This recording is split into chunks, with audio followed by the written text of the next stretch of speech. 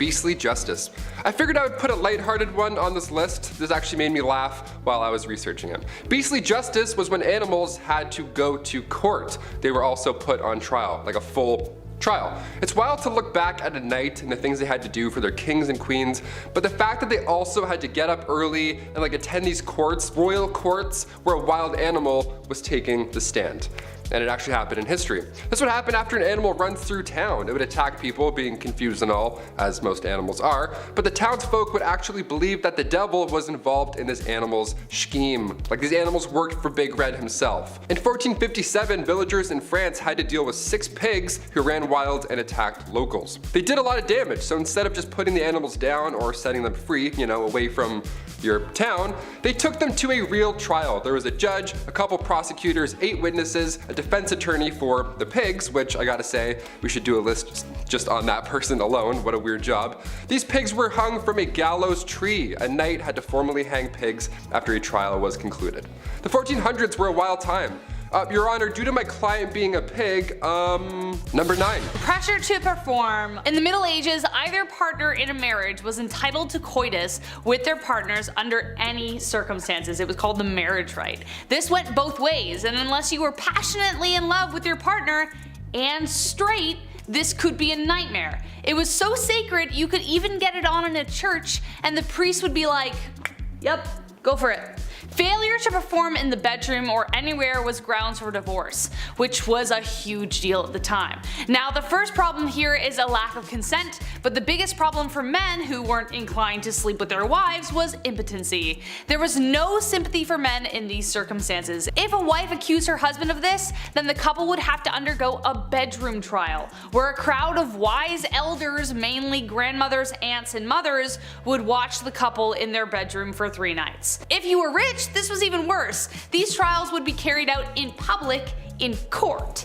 Yeah, that's right. The wife had to prove that the husband couldn't get it up in court. Now he could call on women of the night to prove his prowess, if he was so inclined, but if it was proven that he couldn't, then the couple would be divorced. But the bottom line, the main point of marriage was to have children, and if there weren't any, then this failure was placed heavily on the man. Number 8. A tanner. Even for a medieval peasant who never washed or cleaned themselves and literally lived in filth, this was a dirty job. Women were more commonly found in household chores or as milkmaids, barmaids, weavers, artisans, and tenant farmers. This job may have fallen mostly to men, and it was a rough one, I'll tell you. Men would rather go to war than do this job. You had to get skins from a butcher, along with the grime that covered it, which was mostly manure and blood. Then you had to trim the skins and get rid of all the hair. To do this, they had to let the hair follicles rot by sprinkling it with urine or soak it in a wood, ash, and lime solution. Can you tell which one was cheaper? Then they'd scrape off the hair and any skin before washing it again in pigeon droppings or dog poo to remove the lime and make it softer and more flexible. Or the craftsman might use fermented barley or rye with stale beer or urine, again, as an additive. This could take up to 3 months. 3 months plus longer, as there was more rinsing and stretching until it could be used. Leather was a crucial resource, so though dirty, it was a really necessary job, but oh my god. No thank you. Number 7. Being a knight. Being a knight, obviously it sounds cool. They have the sword, they have the horse, the flowing hair, they're saving the damsel in distress, all that jazz that you picture in your head. It actually sucked being a knight, a lot. First of all, chainmail. You know how heavy chainmail is alone? It's like 55 pounds, and that was underneath all of your armor. No way I could climb up on a horse wearing armor or chainmail. My knees would buckle. No thank you. Being a knight is something that starts when you're 7 years old as well. You would be given to a noble to learn for 7 years, and then at age 14, you would become a squire. A knight's intern, not an ideal job to have when you're 14, but okay. But if you stick it out for just 7 more years, then you become a knight. And then you can get your chest blown off jousting. Neat. All that time just to get rocked by another bigger dude on a bigger horse. No, just no for me. Number 6. Death by anything but mostly violence. Life in medieval times was considered basically brutal and short. If it wasn't the plague, it was a cold. If it wasn't disease, it was the weather. If it wasn't the weather, it was famine. If it wasn't famine, it was violence everywhere else. It was a damn miracle if you survived childhood. If you had to pick any other time in history to live, like you couldn't live in this one. Taylor asked me this earlier and I had a response, but it definitely wasn't this time. Literally block this time period from your mind. Between 1330 to 1479, men could expect to die 9 years sooner than their female counterparts. The reason was violence against men by other men. But the biggest factor that made especially men's lives so short was the violence, as I mentioned. Think about it. It was men who were often called to war with only their farming tools, or if they were proper soldiers they would have had more, but they were called off to do jobs that literally required them to kill or be killed. Homicide levels in medieval England were around 10 times higher than they are today. This isn't to say at all that women were excluded from this, they were mostly the victims of this violence, but there was a culture around men that expected them to take part in violence to the extreme. From drunken brawls, to duels, to playful sword fights gone wrong, torment, there was a lot going on. Male gangs were responsible for most of the mayhem as they were bolstered with the need to prove themselves. But also, if you were about to get mugged in an alleyway and somebody wanted to fight you, which was very likely because everyone was on edge, it was good to have backup. In our number 5 spot today we have the executioner. We've all heard of this job before. After all, an important aspect of the medieval times was the fact that they were trying to have better criminal law enforcement, which naturally meant that a ton of people were getting executed for their crimes. While there is of course now the stereotype of people who did this work as being these huge hooded evil people, history shows that this stereotype is largely untrue. Most of the people who fell into this job didn't come into it because they wanted to. In fact, most people of course saw this job as being undesirable, but the job usually was bestowed upon them. Sometimes butchers were called for the job because of relevant experience, other times it was criminals who could either do the job or face their own death sentence, and most commonly, people found themselves in the job because their fathers had been executioners before them. Aside from the nitty-gritty of the job, I mean the horrors of the work itself, it's obvious, another part of being an executioner that sucked was the fact that people didn't really want to associate with you.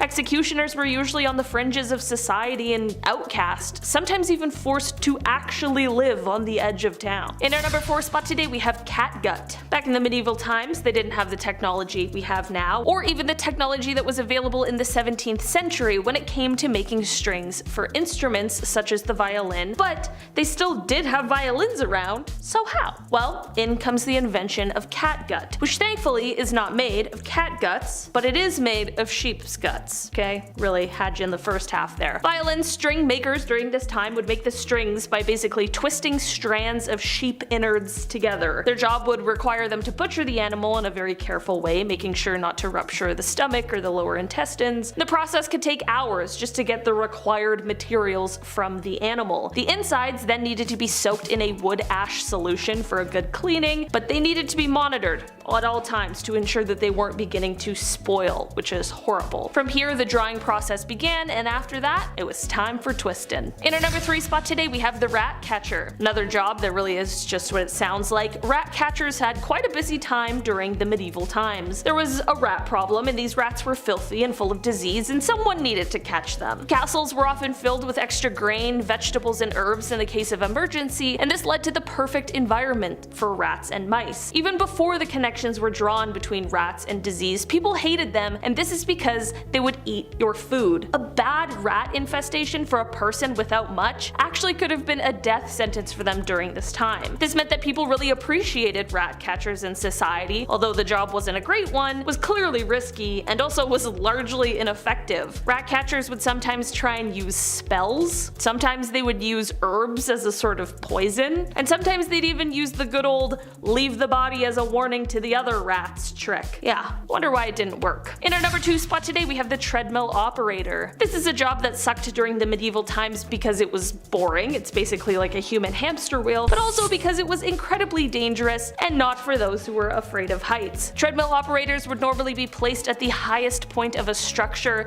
and the wheel they were stepping on was the top half of like a pulley system to help things be hoisted up as they were building said, structure that they're at the top of. This is a practice that started in ancient Rome and was reintroduced in the Middle Ages. This was actually a job that was commonly given to people who were blind because the fear of heights dissuaded a lot of people from doing this job, which only makes it probably more dangerous. In our number 1 spot today we have the lime burner. Lime mortar has been a common and important building material for years, stemming back to the 1st century BC, but despite its importance, it's not exactly easy to work with. In order to use it, you need to remove the carbon monoxide from the calcium-rich stone, and this was the job of a lime burner. They needed to take the stone and heat it in a kiln at around 800 degrees Celsius. Sounds easy enough for sure, except for the fact that the job meant that you were constantly being exposed to rooms full of carbon monoxide and dust chalk that was capable of removing your ability to breathe. And also, just to top it all off, there's also a high risk that once the stone was done heating, it might also explode if it comes into contact with water. So better hope none of your sweat drips down onto it or else things are not good. Kicking off the list at number 10, Together at Last. Remember when you were a kid and your mom would bump into their friend at the grocery store? That was the worst. While they caught up for what seemed like hours, you were bored out of your mind just staring at like bags of rice and cleaning detergent. That's when the Shrew's Fiddle comes in. 2 women would be locked together, hands included, and face each other, all because they were too loud or they were arguing. These were used in the Middle Ages, most commonly in Germany and Austria, and the contraption would have 3 holes, one for each wrist and the third for your neck. Now sometimes they would attach a bell to these Shrew's Fiddles to alert the town that the victim was walking by, you know, in order to talk smack, maybe huck a tomato or 2. But the double fiddle, that was the worst. You weren't released until the argument had settled. Some families have an argument shirt where they put the 2 little siblings in and they can't take the shirt off until they get along. This is like a horrible medieval ages version of that. Much, much more uncomfortable. Not made of cotton. Or funny. Just bad. Just all bad. Number 9, point blank period. Alright babes, let's try not to shudder, but let's talk about periods for a second. Aunt Flo, the Red Sea, Shark Week. So many names to describe a pretty sucky time for people who get their period, right? Well, it might suck these days, but back in the medieval times it was a hell of a lot worse. They just didn't have the same kinds of resources that we have today, so a lot of people had to use their noodle to figure out how to get by. Period products weren't really a thing back then, so people had to get creative. They would use rags or other linens to fashion a pad, but underwear also wasn't really all that popular yet, so they had to find a way to keep things in place. They would also sometimes fashion a makeshift medieval tampon of sorts where they would wrap cotton fabric around a twig and shove it up their hoo-ha. Sounds mighty uncomfortable if you ask me. Some people would also seek out bog moss because it was remarkably absorbent, so they would make their period products out of that sometimes too. This type of moss garnered the name blood moss because of its use in treating wounds and use in period products. For other people who just couldn't create these kinds of things, they would just resort to wearing red the whole time, so everything just kind of blended in. Menstruation, but make it fashion. Number 8, the ducking stool. This next one requires so much effort as like a team. I can't believe this was a real thing. The ducking stool was made to punish women involved in sexual activities. How dare you?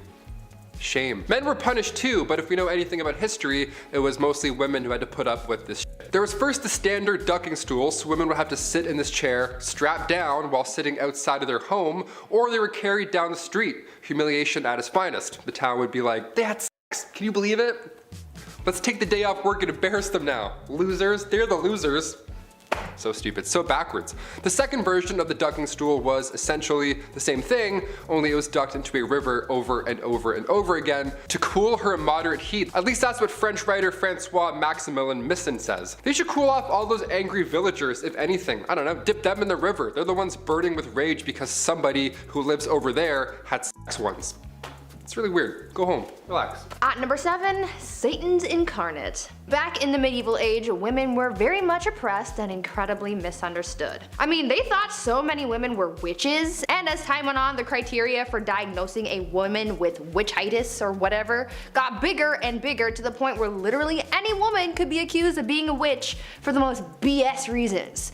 Back then, people thought that women were Satan's incarnate, and so they were predisposed to sin, and therefore, they had to be witches. Logic? Not quite president, but go off, I guess. There were 4 reasons why a woman could be considered part of the devil's posse. 1, because it was believed that women are foolish and gullible, which is why they turned to magic. 2, because women are insatiable when it comes to their carnal pleasures, and so they seek out help from the devil to satiate their needs. 3, because women talk a lot and we speak lies apparently. And 4, because women are weak, and the only way we can seek revenge is by using magic powers and spells. Now what in the balls is this all about? I don't know. Maybe men in medieval times were just jealous that they couldn't kiki it up with the devil, or because they knew deep down that women run the world. Number 6. Nosy neighbor. If you were a man back in the Middle Ages and you had an affair, well, you would have to pay a fine. And then that's it. You would go back to your life. But if you're a woman, like everything else on this insane list, it was so much worse. Affairs happen a lot, okay? It's normal. Remember that Ashley Madison scandal back in 2015? It sucks, but also it's not surprising at all. This isn't news to us. Back in the Middle Ages, women were treated the worst for these affairs. They would take their noses off. They would literally take a woman's nose and or ears off of their face because they had an affair. Frederick II used to punish adulterers by using rhinotomy. That was the removal of one's nose. The whole point of this was to make the victim unattractive. Isn't that the worst thing you've ever heard? This is a real thing people did, swear to God. Thing is, nobody is running around confessing that they're cheaters. Somebody has clearly spilled the beans, so they knew what was gonna happen if they got caught, yet they would still rat each other out. Meanwhile, the guy just pays a small fee. Snitches get stitches, just saying. Number 5, keel hauling. Not to be confused with Kegels, keel hauling was reserved for the worst of the worst at sea. This was used by pirates for sailors who disobeyed orders and all that jazz. The victim would be suspended by a rope with rocks or weights around their ankles, then they're lowered to the keel of the ship where all the sharp barnacles live. After so long, these ships are so old, it's just piled on, layers and layers of barnacles. Then they would get dragged all along them with the water and everything. Water plus pain, it's a lot, it's a deadly combination. Anything to do with barnacles in the sea, no chance. I'll literally tell you anything, Blackbeard. Anything. Number 4, solitary confinement. This is a kind of punishment that still exists in our modern society, but it can truly be one of the worst punishments out there because of the type of psychological distress that it causes. We were all just in a pandemic for so long. We got so bored and we had Netflix and iPads and whatevers. I can't even imagine this back in the day. Basically, it's a prisoner living in a single cell with little to no contact with anybody else. Not even like a guard or anything rattling keys like in the old times. It was just nothing. No one would even check on them. There are many stories about people being locked up for so long they forget about their families. And some people have gone away to solitary confinement for so long that once they're out, they just forget how to speak, really. They forget how to be a human and interact in the real world. Solitary confinement and the negative effects that it has on a person is becoming a wider topic of conversation because of the effects on a person's mental well-being, and it's a topic for a lot of human rights organizations. Back in medieval times, solitary confinement was literally just a room made of stones. It was pitch black, freezing cold, you were tucked away below some janky castle, and most of the time you weren't really alone. In the dark, nibbling away at your little piggies were, number 3, rats. Another Game of Thrones classic. If you're a rat person, I know there's a lot of people who do tricks with their pet rat.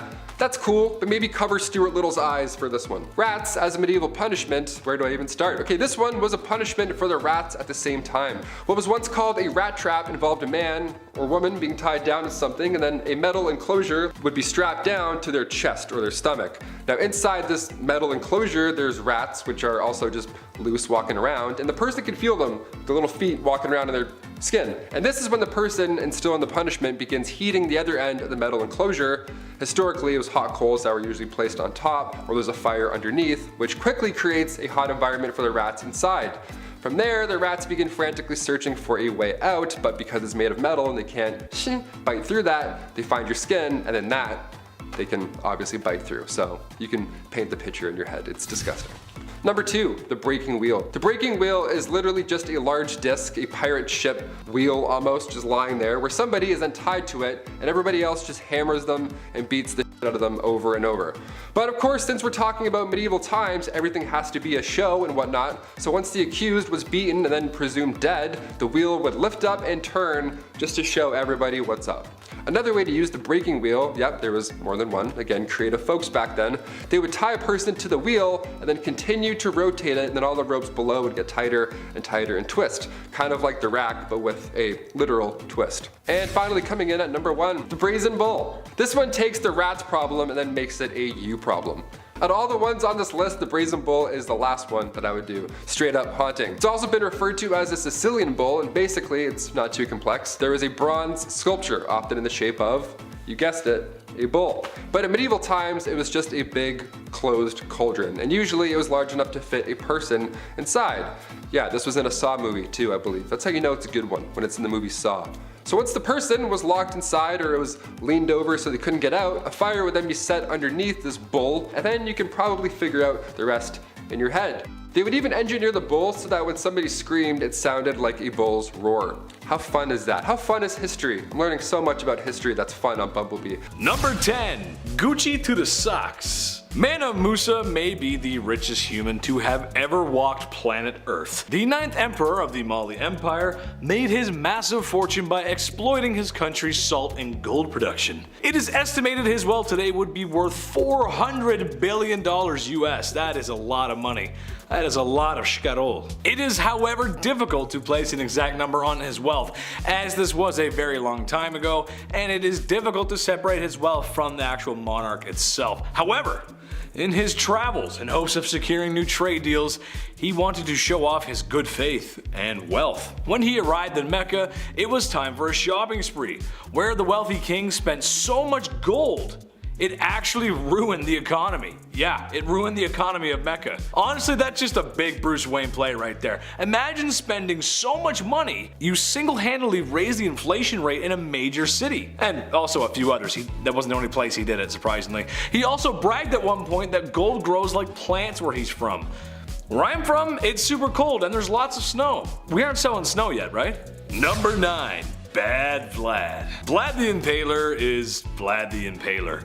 Okay, sure, he wasn't the wealthiest king ever and his empire wasn't that big. But listen, I called the chief last night and he said he ain't it. Vlad was best known for his creative punishments, to say the least. Vlad was just the kind of guy who took some folks he didn't like and, impaled them with large wooden or steel stakes. Vlad, he did not discriminate either. While a lot of poor people did end up with the worst suppository ever, he also ended up unaliving some wealthier folk too. This one time at band camp, Vlad had 2 guys come visit, and when he asked them to remove their hats, as was custom in Vlad's kingdom, they refused, which in hindsight was a really bad idea because then Vlad had their hats nailed to their heads so that they may never remove them again. What were poor people going to do? Try and overthrow the guy who left their family members on pikes as some really weird art installation? Truth be told, I've heard too much about this guy for me to even come close to his kingdom. I'm good over here. I don't need to be anywhere near him. You stay over there, I'll be over here, it's all good. Number 8. Return of the Mac. Okay, so you guys know Rome, right? Beautiful ancient city, monuments, aqueducts, a big scary army with red brooms on top of their heads for some reason. Mamma mia, it's beautiful. But it didn't last forever. After many years of conquest and living well, it eventually decayed and sort of split in half, with a west and east. The East becoming known as the Byzantine Empire, which it honestly did pretty well for itself too. This includes the adventures of Basil II. He's nicknamed the Bulgar Slayer. For video games out there, Doomslayer is a big dude in green armor that does what exactly? Slays demons. So that means Basil slays Bulgars. Huh? Yeah, real nice dude. With his financial might and power, he was able to conquer Bulgaria, which lasted a long time actually. And by the time of his death, Basil was the wealthiest man in Byzantine. A classic tale of a man in charge exploiting and pillaging those less fortunate. Number 7. Off with his belly. King Henry VIII was a guy known for a few shady things. Removing your wife's head because you want a new wife isn't exactly the nicest way to go about divorce. I could think of some nasty other stuff too. I know what the I'm saying. I think what was rather more interesting, however, was the king's diet and the quality of life divide between royalty and peasants. especially compared to the average person at the time. Sure, he was the king, but the list of foods and menus that were available to him were crazy, even by today's standards, almost rivaling the wealthy of today. His banquets would often include pork, chicken, fish, goose, beef, fruit, bread, and desserts galore. Extravagant desserts with beautiful designs. And of course, you gotta have some wine to wash that all down with, which, funny enough, might have made them healthier to drink wine since water purification at the time wasn't so great. It is said he was consuming way more than the average person's calorie intake. Also, not to mention, his food was fresh, or as fresh as it could be for the time. And if it wasn't, it was seasoned and preserved with very expensive spices from the far reaches of the globe. Spices that no normal person can get their hands on. The average person may not have been starving, but the quality of food and lack of fresh proteins show you what the almighty gold coin can do. Could someone please pass me the turkey?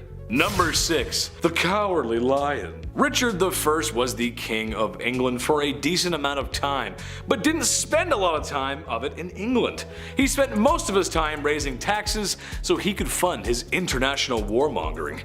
After all, that's kind of what history is about. History doesn't usually remember the times we were super friendly and got along. Which brings us to the Crusades! After recapturing Acre in 1191, his enemy Saladin was considering options of what to do next, and also considering prisoner swaps, which actually was common for the time. Sadly, Saladin may have been taking too long, or may have been planning a retake of the city, because Richard had waited too long. Not sure what Saladin was up to, he took prisoners from Acre who were poor civilians and soldiers up onto a nearby hill in full view of Saladin and slaughtered 3,000 people. He's remembered for being Richard the Lionheart for his bravery.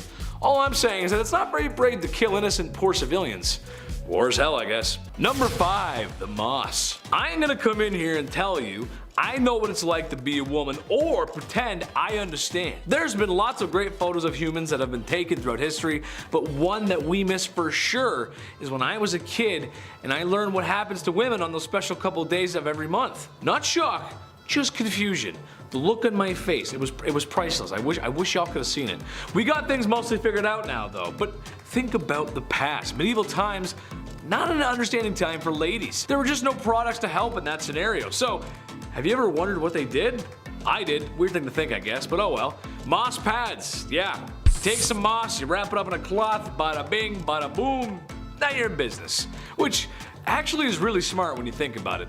I never would have thought of that, but I'm a dude, so I wouldn't think about that. I just don't think about those big thinking thoughts and things sometimes. I'm just a big dumb guy. Number 4, witch hunt. This is also a time where if a woman speaks out of line, or does something to upset the feng shui of things, there's a good chance she will get labeled a witch and burned at the stake. This was becoming an issue because, well, it was becoming a witch hunt, meaning anything that was slightly not cool or basically anything people feared or disliked could be labeled witchcraft, and thus likely an innocent woman would be burned at the stake. I mean, it sounds like they had it down to a science, really. Woman does something crazy, we'll bring out the charcoal briquettes. No, see, that's not right. It's not like they could have done this amazing thing called investigate. You know, see if the woman was actually innocent or the claims that she was a witch because she wants to be paid a fair wage like a man. Doesn't really sound like witchcraft to me. Maybe don't be so hasty to bust out the pitch and torches. That's all I'm saying. Number 3, you gotta do what you gotta do. I know what it's like to be down on your luck. Trust me, it sucks. It's not fun. But you budget, save, and work hard. You'll be back in the black before you know it. Women of medieval times got up and went to work. The kind of work a lot of women were forced to do because of circumstances. The oldest profession in the book, selling booty. It's been happening since day one and it won't be going anywhere soon. Now, I'm not here to condemn that kind of work. And funny enough, in medieval times, it was considered to be an actual profession. I just feel if you're gonna be in that line of work, it should be your choice. I'm a Las Vegas kind of guy. I love gambling, boozing, and the freedom to do what you want after strolling out of a casino after too much drinking and gambling. If you know what I mean. Sometimes you gotta do what you gotta do to make the bread, and they just had to do what they had to do. And that's it. Number 2, Hell Hath No Fury. Princess Olga of Kiev was a prime example of hell hath no fury like a woman scorned. Long story short, her husband was torn apart by trees. Some gruesome stuff. It was actually, if you look at it, it's not nice. So like the Sith on its worst behavior, she plotted her revenge. When 20 men she deemed were all responsible for her husband's passing were coming into town, she had a large ditch dug. where they were buried alive. That is so heinous. I can't even. She then extended a welcome to more of the men responsible. When they arrived, she invited them to wash up in her bathhouse, where she had the doors locked and the place torched, like it was a witch hunt or something. Just had them cooked, just cooked them up, But I mean, they burn women, so why not? Why not cook some dudes? Okay. Number 1. Honestly, who throws a shoe? If you've ever been to a wedding, then you've probably seen the bride throw a bouquet of flowers to waiting bridesmaids and other lucky ladies. Because the lady who catches the flowers is the next woman to be swept off her feet and to be married. Put a ring on it. Kind of ending on a wholesome note here, which is kind of nice, but it's still a little messed up. Hear me out. In medieval times, it wasn't flowers, it was shoes. At first, it doesn't seem so bad, right? Shoes. We'll throw some shoes around. Why not? Besides, the shoe being thrown too hard, you wouldn't want to catch a loafer on the side of the head. That would hurt. I think we forget how filthy our shoes can be. I mean, they walk through everything. Dirt, mud, blood, and if you're in medieval times, having a good old-fashioned wedding in the village probably meant some manure. Eek. Well, I'm all about tradition, but maybe we could throw the flowers instead. They just smell better, and there's less poop.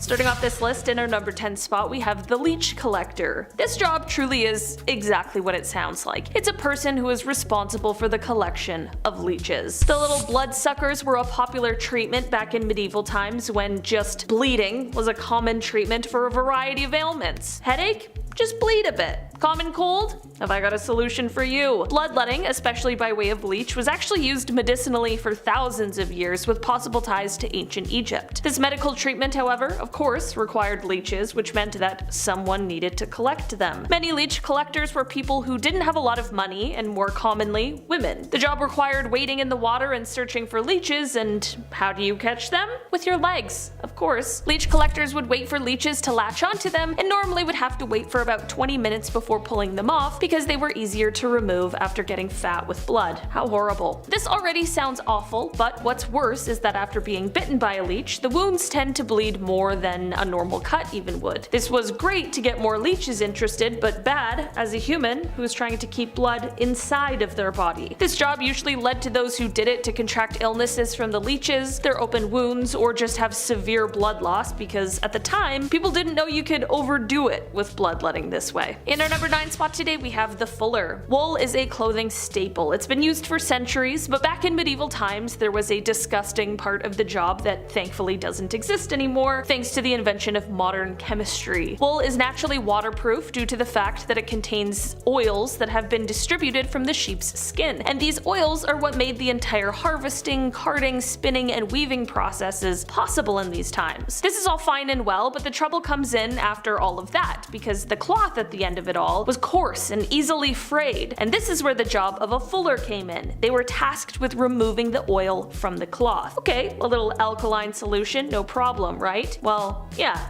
Except for in these times, the most accessible and cheap alkaline solution was stale urine. Yep, just a bunch of old pee.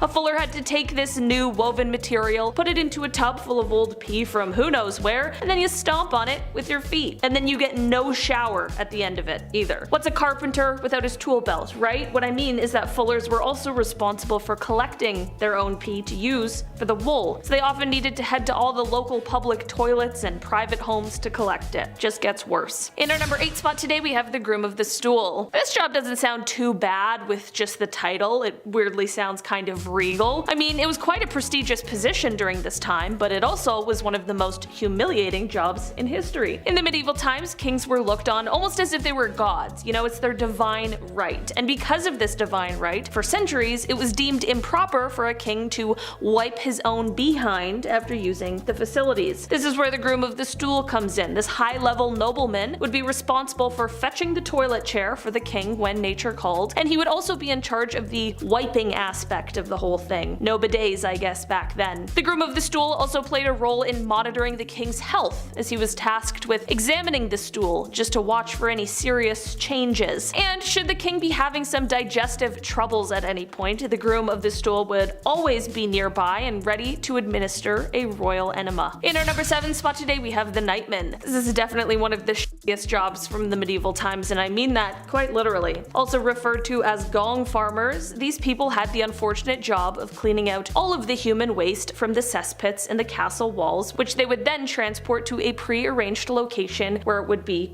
buried. These cesspits were the medieval equivalent to a septic tank, and they were usually located on the lowest level of the castle. The nightmen would end up digging through weeks, months, just sometimes even years of disgustingness, and they were motivated to gather as much as possible considering the fact that they were paid by the ton. Imagine, that's a frightening amount of work. The job was also quite hazardous, too. I mean, if we really think about what exactly they were doing, it quickly becomes clear that many of them died from disease, and there was also a good chunk of people who suffocated on the job as well. In our number 6 spot today, we have a sin eater. Okay, this is definitely one of the strangest jobs on this list. The job of a sin eater was to, well, eat sins. To do this, they were tasked with eating a piece of bread that had been placed on the chest of someone who had died. Definitely not an ideal day of work for me personally. The idea behind this was that in consuming the bread, they were consuming the sins of that person so that they could carry on into the afterlife peacefully. Basically, sin eaters were willing to sacrifice their own souls and their own eternal happiness just to make some money while they were alive. I'm not sure what's worse, taking the risk with the sins or eating bread from off of a dead person. No, both bad. Number 5, rat catcher. As the name hints towards, rat catchers are one of the worst jobs you can have in and around a castle. It's an important role, of course, like being a fool or a literal walking, talking toilet, which I'll get into later, but there needs to be a chasseur de rats. Chasseur de rats. I'm just gonna start calling myself that. Back in those times, rats and mice were the leading source of spreading disease. They didn't have city buses or, people walking around throwing bottles, and with these castles being big and dark, they were probably full of rats. Black rats were a common household problem, yuck, so in comes the well-respected rat catcher. These guys would sometimes try and use spells to get rid of rats. Wouldn't work really too well, but more often than not, that didn't work, so poison powders were the main trick of the trade. The most famous you probably heard of is the Pied Piper. He visited Germany, he arrived in this small town, and rumor has it this guy used a flute to drive all the rats just into the river. He does a musical performance and then exterminates all of your pests. If anything, he should be getting a bonus, but rather the town insists they weren't even gonna pay him, so he used his flute to make everybody just go away and leave the town forever. What an OG. He's like, you don't wanna pay me? No sweat. Number 4, the Crusades. Just imagine this. Thick, heavy metal armor reflecting the heat from the sun back against you as you chug along the desert. Despite being in the Holy Land, this certainly sounds like hell. As I mentioned earlier, men were expected to go to war when called, even if they had no training or skill and maybe knew how to use a toothpick but had no idea what a sword was. For many, it was a death sentence, and the first Crusades were particularly brutal because you weren't only being called to war because of, honor, but you were being called to war because it was a religious thing. Getting there was awful in the first place, you might not even make the voyage. Then marches through the desert were long and hot, with soldiers constantly at odds with starvation, dehydration, disease, infection, the elements, and then of course, a spontaneous attack from the enemy. So you're exhausted and all of a sudden you have to be like, fighting somebody to save your life. There are even stories of some of them boiling shoe leather to eat it because they had nothing else. And after what we know of tanning, many crusaders justified their suffering as a part of the spiritual journey, so if you did fall ill to disease, you were just kinda left by the side of the road to die alone. Number 3, groom of the stool. Nowadays, assistants grab your coffee for you, maybe they answer some phone calls, keep the business running while you're off doing your other business stuff. Assistants are vital. The groom of the stool was quite vital when it came to the king. Created by King Henry VIII, the role was to assist the king's bowel movements. Yeah, you had just a box with you that you carried at all times, little opening lid, smelled horrible, and you would literally follow the king until he needed to use you. Yeah, porta potties weren't a thing, and there's no way you're going to catch a king in the woods. In fact, you won't even catch a king wiping his own behind. That was also reserved for the groom of the stool. Lucky you. And this stool, you would have water, towels, a wash bowl, the whole setup, and you're probably thinking, Taylor, which poor soul had to be stuck with this role? What must you have done to deserve such a punishment? Well, this is the job you wanted, really. Only sons of noblemen could take on this role, and in doing so, they also gain access to every room, tons of nice clothes, any bedchamber furnishings, and of course, a high pay. Yeah. I would say this is the craziest job on this list, but It's really not. Number 2, the executioner. A man named Franz Schmidt meticulously chronicled his life as an executioner in detail, and well, as you can guess, it's not a fun one, but there was a lot of humanity behind it too. He had to start practicing on pumpkins at first, then graduate to live animals, and then humans. Who would choose a role like this? Well, though legally the role wasn't hereditary, it pretty much was by expectation and blood. The job was passed from eldest son to eldest son, with other sons being trained to fill vacancies. Daughters of executioners married sons of executioners, so the position would continue. As most people saw this as a pretty undesirable profession, it was difficult to keep anyone at their posts, so the job fell to the men who inherited the axe, as it were. So not legally, but it was. This cycle of executioners created something called executioner dynasties across Europe. The existence of these dynasties meant that men were trapped in this cycle of employment and had few other opportunities to work. It also meant you had a very lonely life, as people who associated with death weren't people anyone liked to hang around. And number 1, the gong farmer. The gong farmer, of course we had to end on this one, as it's definitely the most crappy of the list. Medieval washrooms are just horrible. They're not really a thing. They didn't have the sanitation techniques that we have today. Stuff would often pile up within the castle walls, and over time it would smell worse and worse. You can only imagine. The rat trapper would be around this area too, I'm assuming. So maybe they would see each other and fist bump and be like, hey, our jobs suck, nice, let's do it, get that bread. So these respected gong farmers, they would come in and take the bad stuff away from the castle. They were crap commuters, essentially. These cesspits were usually in the bottom of the castle, the lowest level, because you know how gravity and things work. These guys would go in and dig through years of yuck, piles of it, just moving all day long back and forth out of the castle. They too were paid well, really well obviously, but a lot of these gong farmers got sick. A good number of them just wouldn't come out of those pits. Pretty horrible, right? And on top of that, people didn't like talking to them. Their job wasn't cool like the guy who takes heads. Head and shoulders also didn't exist back then. They didn't smell the best. They were often just kind of and they cross the street. It was sad. It was all bad. Hashtag all bad. Kicking off the list at number 10. Boiling. Whenever I get in a bath that's too hot, I think of the medieval times. I can't help it. I can't believe this was once a real thing. I get chills thinking about it. Either water or oil would be used for this ancient punishment. To die by being boiled, that was reserved for those who poisoned others. So if you have any vials of poison, toss it. Don't do it, man, trust me. In 1531, the time King Henry VIII was running the show, they made boiling a capital punishment. So poisoning somebody back then was equal to treason. Therefore, it was agreed you should be boiled slowly in front of like a room full of people. I would say that's the worst, but I know what's also to come on this list. Number 9.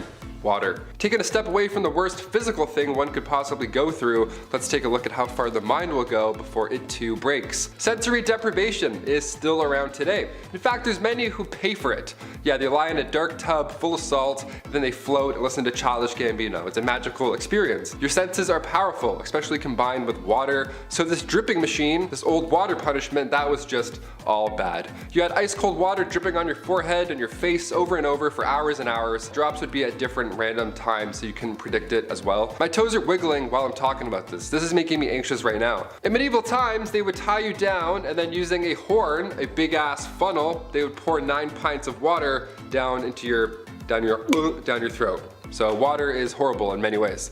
Number 8, fire.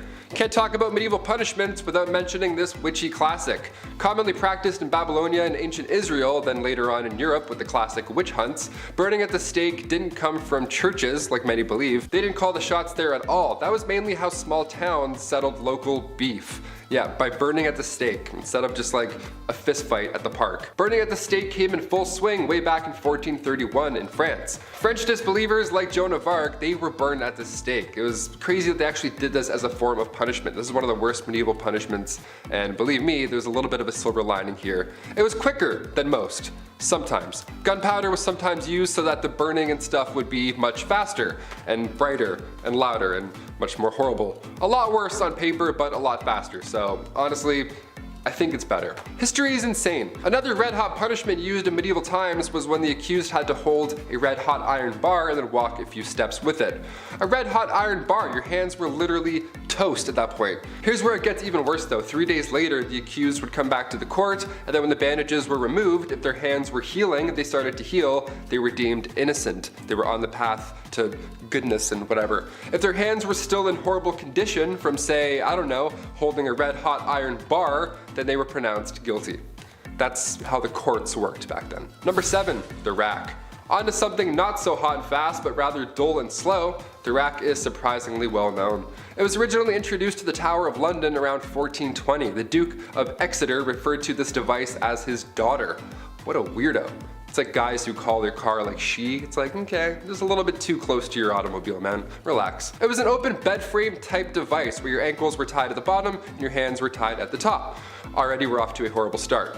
It was horizontal as well, and sometimes it was up. It was all bad. It would just leave you hanging by these ropes, and these ropes were slowly tightened more and more, obviously causing some problems to muscles and joints that were, holding things in place. This was done to extract information. This is also one of the worst things I've heard. Even getting tickled like this would be horrible. I couldn't even imagine. I make jokes because I'm uncomfortable. Honestly, hit that thumbs up to spread some good vibes because we're not even halfway done, folks. Number 6, molten metal. This was another form of capital punishment, and if you've seen Game of Thrones, it'll ring a familiar bell.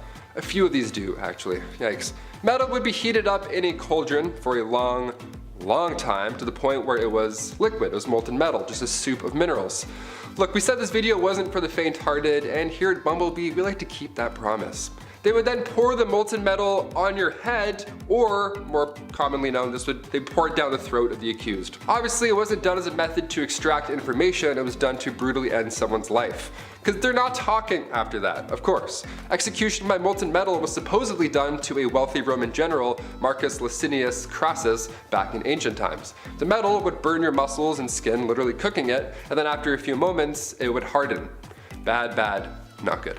At number 5, married young. Lots of people get married at different ages. I mean, I know people I went to high school with who are already married, and I know people who didn't get married until later in life. But in medieval times, women, or rather girls, were getting married off at very young ages. At just 12 years old, a girl would reach the age of maturity and was then entitled to marry, usually to someone her parents had already chosen for her. To me, that just sounds so unfair, right? I mean, this kid hasn't really been able to live their life, make mistakes and learn from them, and now they're expected to be a wife and soon a mother? I could never. I mean, I'm only 22, so I'm not even thinking about those prospects, but I couldn't even imagine the amount of pressure that would be on a 12-year-old at the time. What's worse than just the age at which these girls got married was the treatment that they received from their husbands. Under civil law, a husband was literally allowed to physically harm his wife. In moderation, of course. It was actually a medieval tradition for husbands to, quote, treat his wife as a pupil and teach her manners. As you could imagine, this made a lot of wives really mad, and so many wives offed their husbands. But things rarely got better after that, because if they were caught, they would be sentenced to burn at the stake.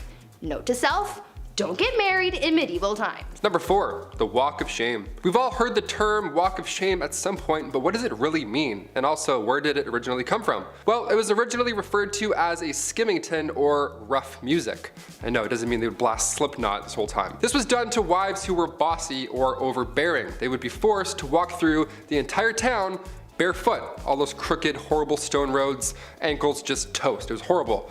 They would also be scantily clad too, because why not? Because men are making the rules, that's why. And as you guessed it, crowds would be waiting outside, all prepared to bang pans and yell horrible things at her. I guess these dudes just never had jobs. I don't know, they were just always on standby, ready to yell at a lady walking by through town, bare feet, all because she was deemed too bossy. Okay. If you're wondering who exactly is responsible for these public humiliations, the court. The official court. Judge Judy back in the day would be like, yes or no, did you raise your voice? Okay, case dismissed. Take your shoes off, we're done here. What a joke. At number 3, ladies of the night. Sometimes you gotta do what you gotta do to get that coin, right? We all have our side hustles and dead-end jobs to be able to afford rent and whatnot. And sometimes we're not exactly proud of the work that we do to make money. It was the same back in medieval times. People had to find any means to make money, and for a lot of women, they used what their mama gave them to support themselves and their families. One of the more positive sides of life for women in medieval times was the fact that being a woman of the night was actually a recognized profession. Later on throughout the times, this profession would be deemed illegal, but in medieval times, it was as common as being a baker or something. These women were actually considered to be merchants because they sold their bodies as if it was any other sellable good. Being a woman of the night was such a common and widespread profession that nearly every town in medieval times had a brothel, even in towns with small populations. So yeah, maybe they didn't have that big of a marketplace, but they no doubt had a place where you could go see some quality mommy milkers. Number 2. Grand theft witchcraft. If you were a woman in the Middle Ages, you were accused of being a witch pretty often. They thought women communicated with the devil, like Bree mentioned earlier, just because some townsfolk with 3 teeth said so. Great, thanks Abe. Good job, good report. The punishment for practicing witchcraft wasn't a heavy fine like guys who cheated, but they would be burnt at the stake. This was popular in Scotland along with drowning. Those are the 2 big ones. Remember earlier how I said women would sometimes be dipped into a river or a pond? Well, they would also sometimes just be left there. It's called witch dipping, and depending on if she floated or sank, that's, witch or not. The dumbest thing I ever heard. If you were charged with treason or witchcraft, that was the ideal punishment, because it surely beats burning to death in front of an entire village. This all got out of control come the start of the 17th century with the Salem witch trials. That's when people were like, you know what, I think this is wrong. I think we should stop, let's put this torch out, I think we're good. That's when 19 people were executed for being witches. God forbid you knew how to do bedmas in the Middle Ages. Also, that's a lot of coordination to get that many townsfolk together and be like, okay, you need this, how many people are standing here? Almost like you would use basic math to figure that out. You're a witch too. Spoiler alert, we're all witches, because we know things. I don't know, I hate this. And finally at number 1, crimes of the heart. For some unknown reason, people were really out here in these streets in medieval times trying to accuse women of everything. Witchcraft was a common accusation, but the other common crime that women were often accused of was adultery. But you see, the thing is, someone could accuse a woman of adultery even if she never had physical contact with another person. Now, how the heck does that work, you ask? Well, it depended on where these people lived. During the medieval age in the Byzantine Empire, it was considered adultery if they spent a night outside of their husbands' or parents' homes. In Slavic parts of Europe, a woman could be considered guilty of infidelity for simply going to a public event. I'm pretty sure with this logic, if you even breathed in the same general vicinity of a man, then you could be accused of adultery. I mean, what the F is that up? The only bright side, I guess, is the fact that when it came down to punishments for adultery, men usually got the worst punishments in comparison to women. However, they would be accused of this crime way less often than women, so I guess in a way we still got the short end of the stick. Damn it. Number 10, property. It should be no surprise to anyone watching this today, but women's rights and the treatment of women was not everyone's priority in the medieval ages. Dudes were just mean. I'm sorry. Where did it all stem from? I'm not sure. I'm just a guy with blue eyes, and sometimes I say funny stuff. But what I do know is that women were treated more like men's property, which is that sucks.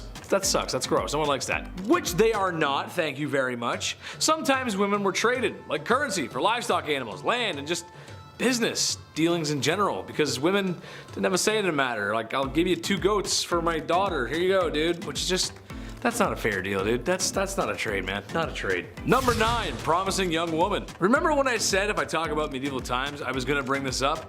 It's a classic, a medieval staple. Couldn't talk about medieval times without it, really. What am I getting at? Well, that's marrying a woman in her midlife, about 12 years old.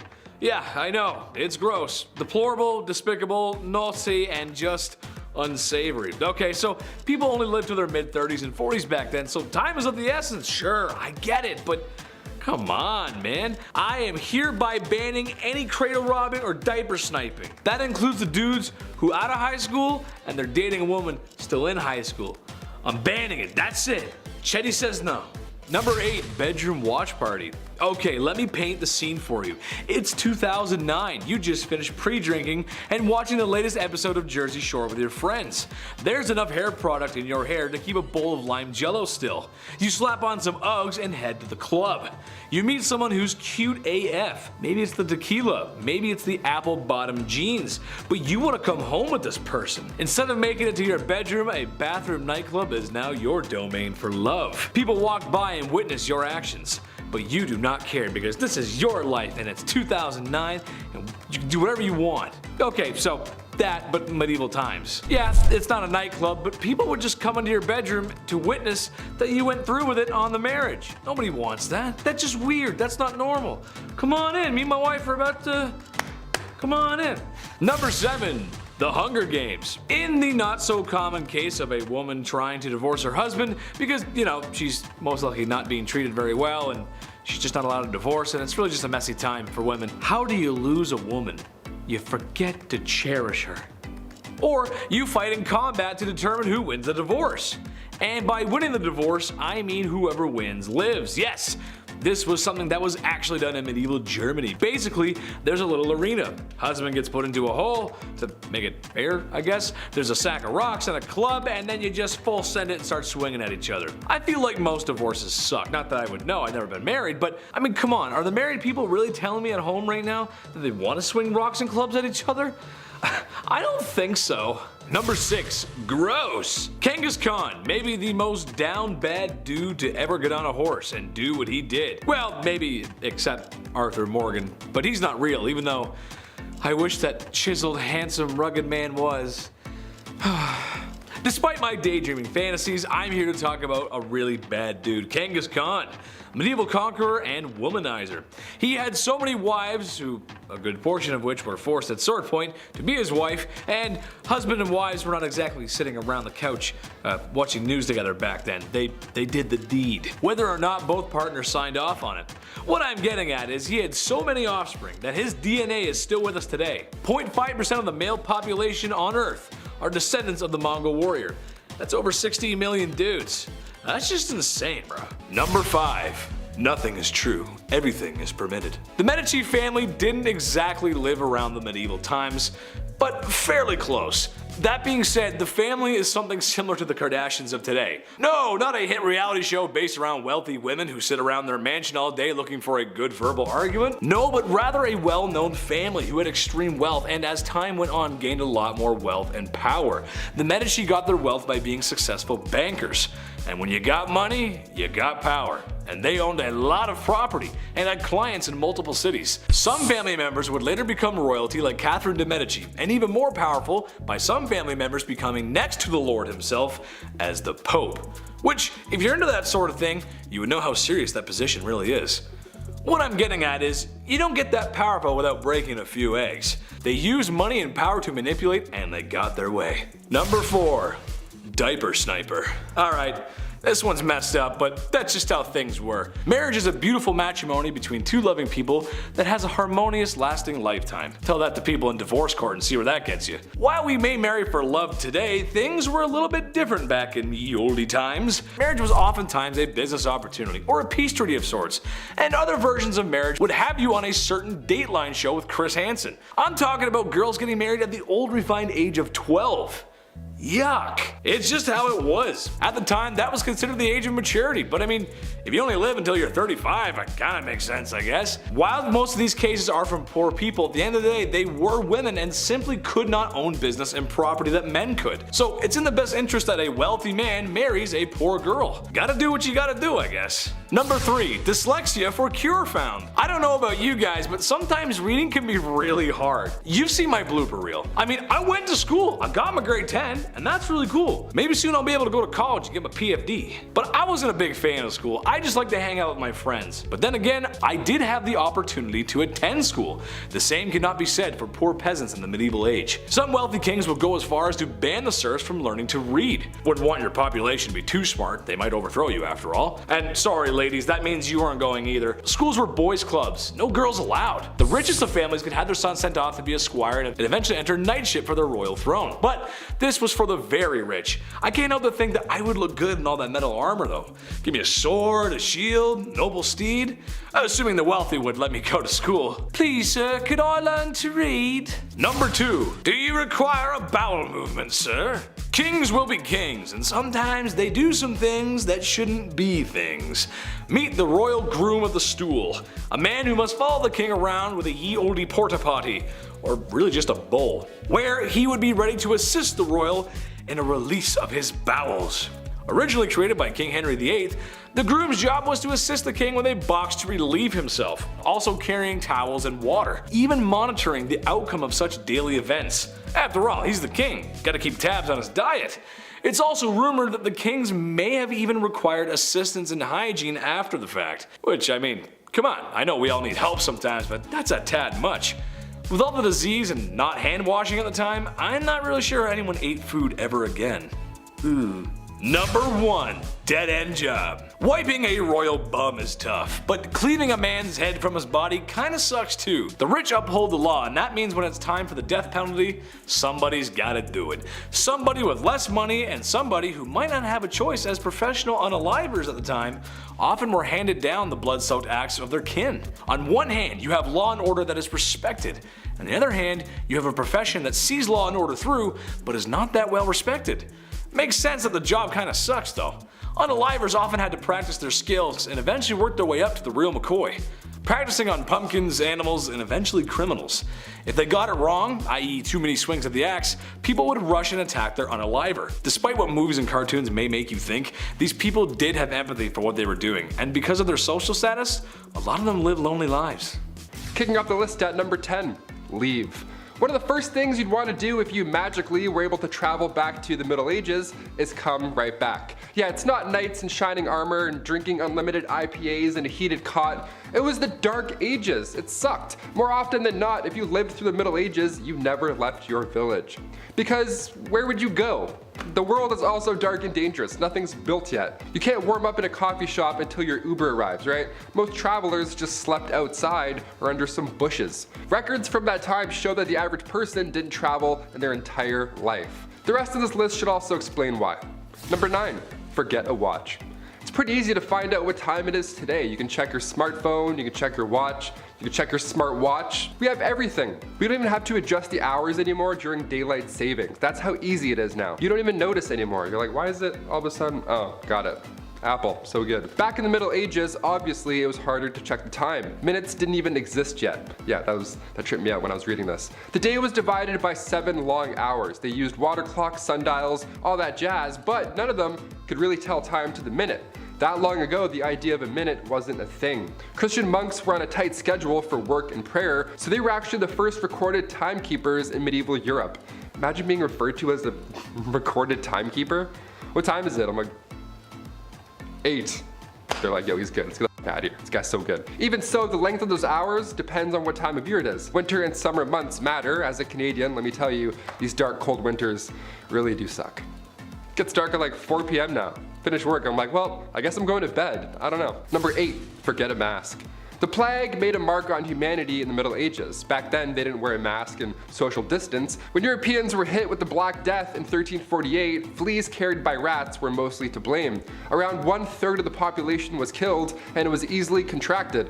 One sneeze later and your lungs are filling up with liquid. Life expectancy in the late 14th century was 20 years old because of this thing. There was little to no knowledge about germs or how they were spreading, so you'd be in the middle of a literal plague. There'd be bodies lying everywhere, people are dumping their doo-doo out windows, be like, oh, good evening, madam, and then you'd inhale, and then. Number 7, get married. Love is in the air, and in the Dark Ages, marriage was difficult to do. This was long before divorce lawyers came around to get every last drop of you. It was so easy that if you loved somebody, you would just announce that now you're married. Chris, we're married now. Isn't that crazy? That's how easy it was, boom. No need for a priest, big celebration, paperwork? Who has time for that? Nobody likes that. Sex before marriage, of course, was also a no-no, so if somebody just happened to wander into the wrong chamber and caught you doing the dirty, all you'd have to do is lie on the spot and say that you're married, and then be like, get out, weirdo, and they're like, ah, crap, they're married. We'll try again later. But more often than not, witnesses would be asked to be present when this marriage happened, because the sad reality is that guys would often go through all this, get in bed, do the and then deny ever agreeing to the union in the next town when he's shacking up with somebody else. Horrible. Number 6, disturb the peace. When the Toronto Raptors won the NBA championships here, the place looked like Gotham City. Buses were flipped, there was garbage everywhere, people went nuts. Well, it's a good thing basketball wasn't around back in the Middle Ages, because if you disturb the peace in your local town, maybe you got too drunk, maybe you had an argument and got too loud, maybe there was even a scuffle in an alley, an old 1-2. These situations that are common today usually end up with a slap on the wrist. They'll just send you in an Uber home or put you in the drunk tank. But do any of those things in the Middle Ages and you were locked up in the center of the town for an entire day. You'd be locked in the pillory while the town threw stuff at you and said horrible things. They would assault you verbally all day long in the sun. And depending how bad you were the night before and which town you upset, your punishment could be 30 minutes, it could be short and sweet, or it could be all day long and brutal. Both of these sound awful with a hangover happening at the same time. Hit that thumbs up and keep the peace. Huh? Number 5, steal. While it's next to impossible to prove your marriage to somebody, it was also pretty tough to catch a thief. No alarms, no cameras, it was literally like Assassin's Creed. You would just throw your hood up, grab an apple, hide it, and then sprint into the woods for 30 minutes and be like, yes, I got away safely. The markup for stealing was also pretty insane for the time, but it made sense. If you stole something worth half a mark in Danish-controlled parts of England, you would be fined 80 times whatever you stole. So you'd better be a track star. If you're stealing that pie, you're like, I gotta go. My family needs this. Each ruler had a different way of dealing with theft, so you may have gotten off lucky sometimes. Not trying to promote stealing here, but I'm talking about a time where people would risk their life to steal a loaf of bread for their family, you know? Not just like pickpocket a blackberry. But again, sometimes depending on where you got caught, you would lose an ear or you would lose a hand for stealing a cranberry. Anything over half a mark often resulted in death as a punishment. So run fast. Number 4, blasphemy. When the Catholic Church was running the show during the Middle Ages, you better have been part of the God Squad or else you're gonna join them, apparently. Thomas Aquinas wrote about blasphemy in the Middle Ages, saying that if we compare murder and blasphemy as regards to the object of those sins, it is clear that blasphemy, which is a sin committed directly against God, is more grave than murder, which is a sin against one's neighbor. On the other hand, if we compare them in respect of the harm wrought by them, murder is the graver sin, for murder does more harm to one's neighbor than blasphemy does to God. Yeah, that's what you gotta deal with if you went back in time. Good luck, hope you're religious. If you spoke ill of the church and had beliefs of your own, God forbid, pun intended, that was one of the most wicked crimes to date. If you were charged with blasphemy, your tongue was removed with hot tongs or pliers. Awful. According to the Old Testament, other punishments would include stoning or hanging. All because you said, I don't like him, I don't like that guy that does things. The way he's doing this, I'm hungry and I'm in pain and my family's dead. I don't know. Sorry. Blasphemy was common because you could accidentally do it, unlike stealing, you know? On my way to the studio today, I slipped on some ice, and let me tell you, if I was in the Middle Ages, I would have been charged twice before 9 a.m. Number 3, live in the city. Okay, you may grow up wanting to live in the big city, the Big Apple, the city that never sleeps. Whatever pulls you to the city, it would have been a lot different back then. Living in the city sucked. It was actually preferred to live in the countryside in the middle of nowhere. Like starving was better than this, really. If you were poor in the city, you had a short and nasty life. Cities were often built near rivers, but it didn't take long for said rivers to be full of sewage. Stinky water. I mentioned the plague earlier. Just like today, numbers pop in large cities, so if disease hit the town pretty hard. Just constantly wiping out these packed crowds over and over. And maybe you're a fan of the nightlife. Maybe you wish you were able to hit up these local medieval taverns, have a ye old IPA, ale, whatever the hell. It wasn't even that fun. Curfews were strict, and if you were caught outside of that curfew, the odds of your drunk self getting robbed would be pretty high. Also, cities had public bathhouses too, which sounds nice, but again, during the Black Death, maybe let's not take a dip today. Let's just wait. Let's just wait a week. Number 2, wear stripes. On Wednesdays, we wear pink, but we never wear stripes. Medieval Europe, if you were caught wearing stripes, maybe you're trying to make a fashion statement, you could literally end up dead. There isn't a gang of mimes that will silently take you out if you wear their colors. No, stripes in medieval Europe was seen as the devil's clothing. There are accounts of real people getting arrested for wearing stripes. That's it. Where and when this began, it's hard to pinpoint, but in 1310, in the French town of Rouen, a cobbler was sentenced to death because he decided to wear stripes that day. It was a big deal though. It wasn't a law that changed depending on what town you're in. It was bigger than that. In 1295, Pope Boniface VIII banned religious orders from wearing any type of striped clothing. So it wasn't like, oh, this town's cool, you can wear stripes here. It's like, no, you're the devil. Bye. And finally, number 1. Witchcraft. Whenever we think back to the Middle Ages, it's hard to forget that we once would accuse others of being a witch. It's like 5 plus 5, I think that's 10. We're like, how did you know that? You're a witch. You're definitely a witch. They would accuse animals of witchcraft, wizardry. No better sous chef than a golden retriever, just mixing up some potions. To be fair, Air Bud played like 9 different sports, so I don't completely disagree on that thought. But cats? What's a cat doing? with a cauldron. On the official list of victims from the Salem witch trials, 2 cats were accused as well as 2 dogs. If their pet was behaving strangely, it must mean that they're working with witches in the middle of the night.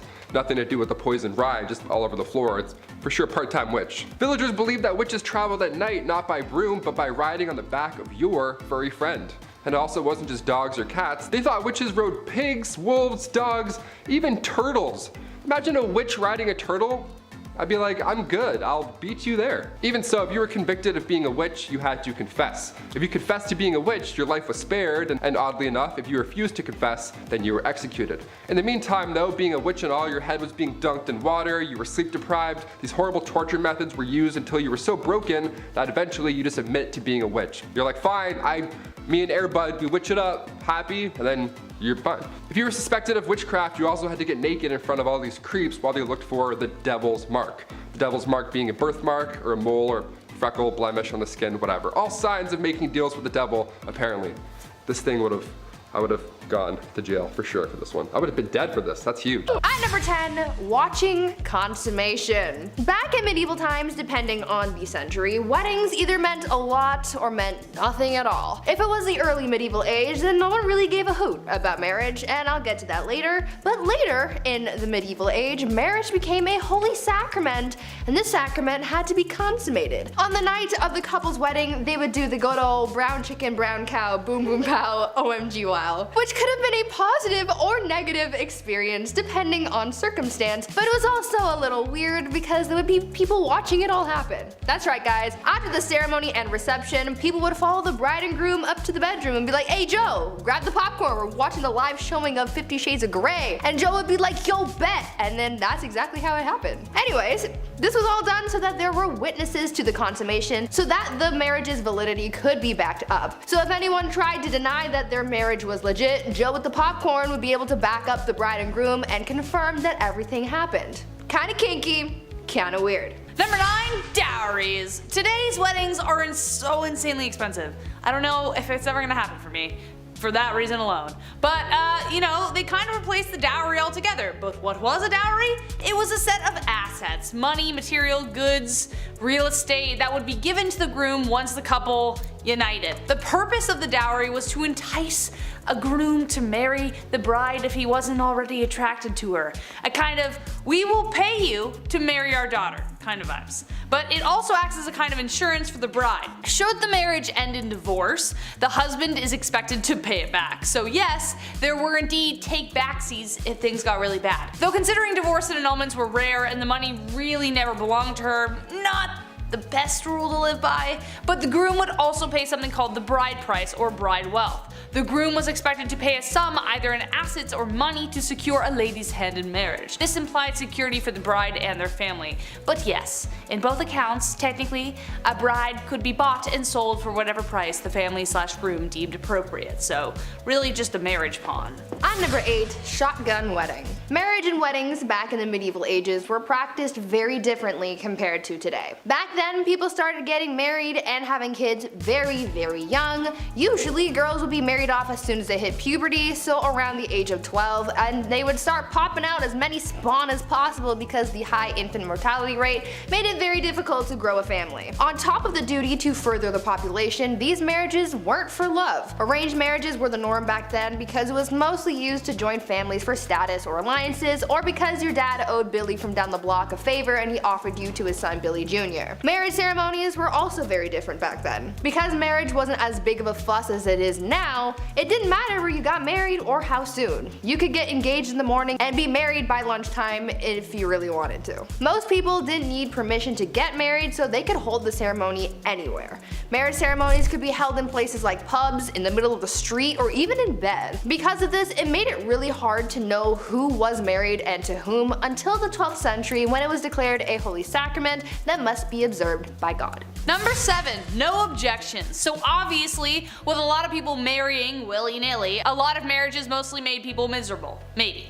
Enemies to lovers is my favorite book trope, so who knows how spicy things actually got. I hate you, I love you, next day, I don't know. But the famous line, speak now or forever hold your peace, only got introduced in 1215 to try and flesh out drama before they couldn't go back. In the Middle Ages, drama, discovered after marriage vows were exchanged, caused major problems since divorce wasn't easy or, accepted. Maybe we'll get to that later. For instance, Joan of Kent, who was known for marrying Edward the Black Prince and mothering Richard II, had a secret marriage when she was 12 years old. She didn't get approved. In her early teens, she was married to an aristocrat, but the secret marriage was discovered after 8 years. The papal court had to overturn it and return her to her knight. He died 11 years later, and it was after that that her cousin Edward married her.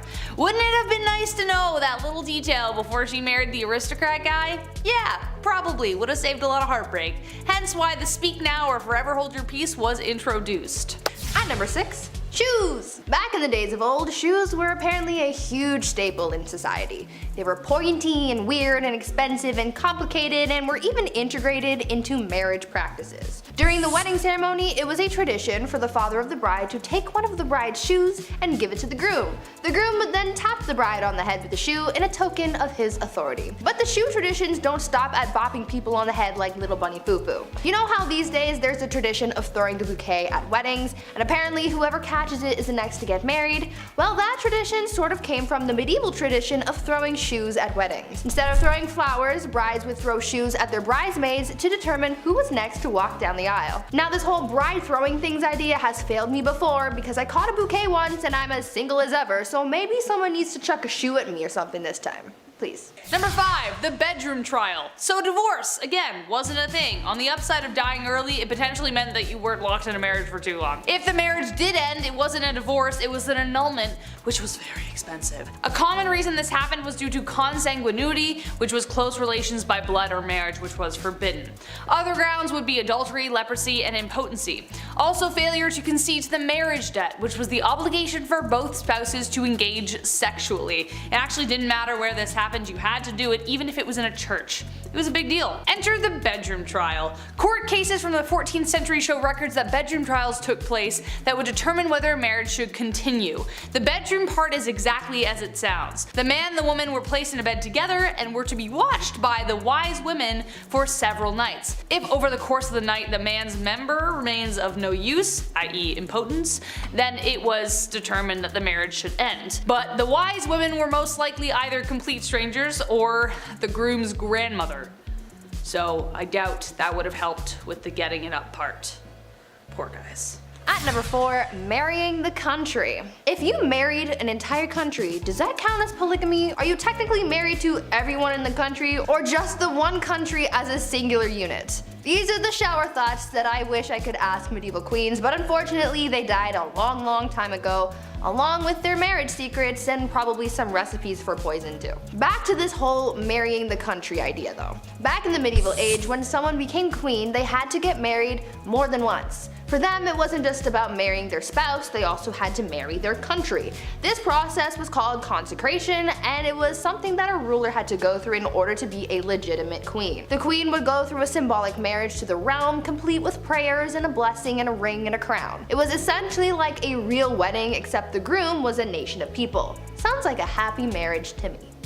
Yeah. Number 3, the veil. As we have determined so far in our list, love wasn't the primary reason for marriage, especially for nobles, so as a result there were quite a significant amount of arranged marriages. Besides the symbolism of humility and purity, it was also used as a way of disguising the bride entirely. The bride would often be wrapped from head to toe to protect her from evil spirits. This tradition goes all the way back to ancient Roman times. That's one explanation, but during arranged marriages, it was more literally used to hide the face of the bride from the groom. So if he didn't like what he saw after he literally unwrapped the package, well, too bad, she's yours now. Eventually veils progressed to being much smaller, but the tradition of revealing the bride to the husband to declare ownership remained a tradition even to this day, kind of, except now it's more romantically idealized. You see Priyanka Chopra's awesome veil in that, you know the one.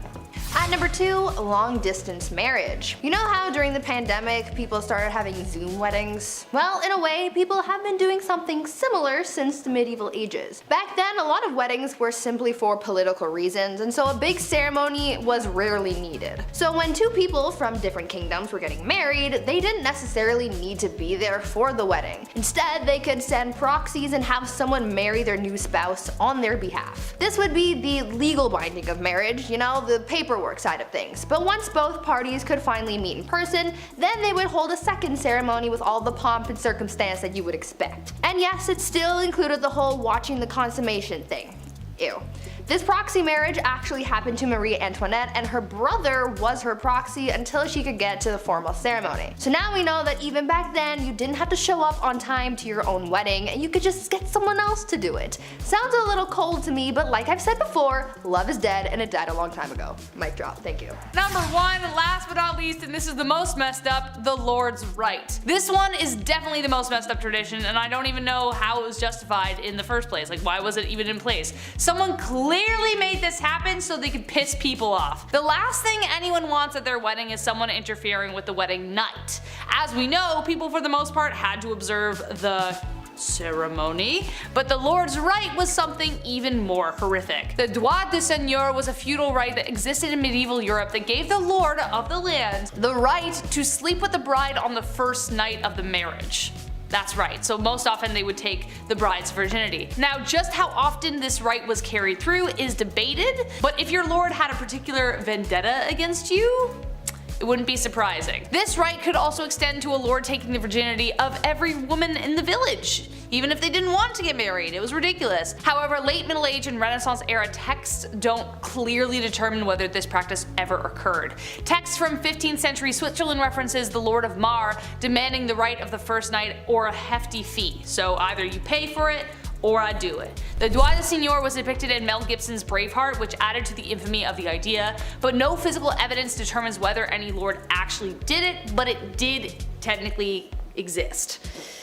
Gross. Starting off this list in our number 10 spot, we have Pope Gregory IX. Pope Gregory IX was the Bishop of Rome and the ruler of the Papal States from 1227 until his passing in 1241. The Papal States were a series of territories in the Italian peninsula that were under direct rule of the Pope from the 8th century all the way to 1870. It turns out that Pope Gregory IX had a very strange hatred for cats. He said that black cats were actually instruments of Satan, which seems a little extreme, but then he actually went as far as to order that they be exterminated throughout Europe, which is definitely a little extreme. With this order, the Pope's followers had to oblige, and there was a drastic reduction in the cat population. But of course, this caused a disturbance to the ecosystem, and the time and the consequence of that became very evident. Because of the decline of cats, there was a sudden increase in the amount of rats, most of which may have been carrying the plague. There are a lot of historians who would argue that this war on cats may have had a huge effect on the severity of the Black Plague. That is of course speculation, as it's pretty difficult to pinpoint who could be at fault for something like that, but it certainly is a very interesting point. This all really does, however, bring me to my next point. In our number 9 spot today, we have the Black Death. I'm sure we've all heard of the Black Death at some point or another. I mean, how could we possibly ever stop talking about something like that? During the 1340s, there was an outbreak of the bubonic plague that spread rapidly throughout Europe and Asia. It was called the Black Plague because of the fact that this illness would cause people's lymph nodes to become swollen and black. The Black Death was absolutely terrible, and it caused a lot of agony for those who had to go through it. Symptoms included things like severe body aches, fever, vomiting, and eventual death in most cases. There was no cure for the plague, so it just continued to spread. In the end, the Black Death took the lives of hundreds of millions of people. We now all know firsthand what it is like to live through a pandemic, and I certainly wouldn't sign up to do it again anytime soon, so I'm most definitely sure the times of the Black Death were some of the worst times in history. Apparently it is said that if you lived in the 1340s, there was basically a 50-50 chance that you'd survive the Black Death, and then on top of that there's all of the other horrifying ways to die that the medieval times held. All in all, I'm kinda shocked that we're still here today. In our number 8 spot today, we have the Mongol invasion. Being in China during the Mongol invasion certainly was a terrifying time. I'm sure a lot of us here have heard at least some of the stories surrounding Genghis Khan, but if you haven't, let's just say that being on his bad side certainly wasn't a good thing for you. In 1205, when the Mongol invasion in China began, it was the regular citizens of China who paid the ultimate price. What was started by Genghis Khan was carried on by his son and then his grandson, which ultimately led to a 74-year-long campaign that was filled with brutality and destruction. Cities and towns were destroyed, empires were brought down, and and millions of completely innocent people lost their lives. It is believed that this invasion took the lives of enough people to cut the population in half from 120 million before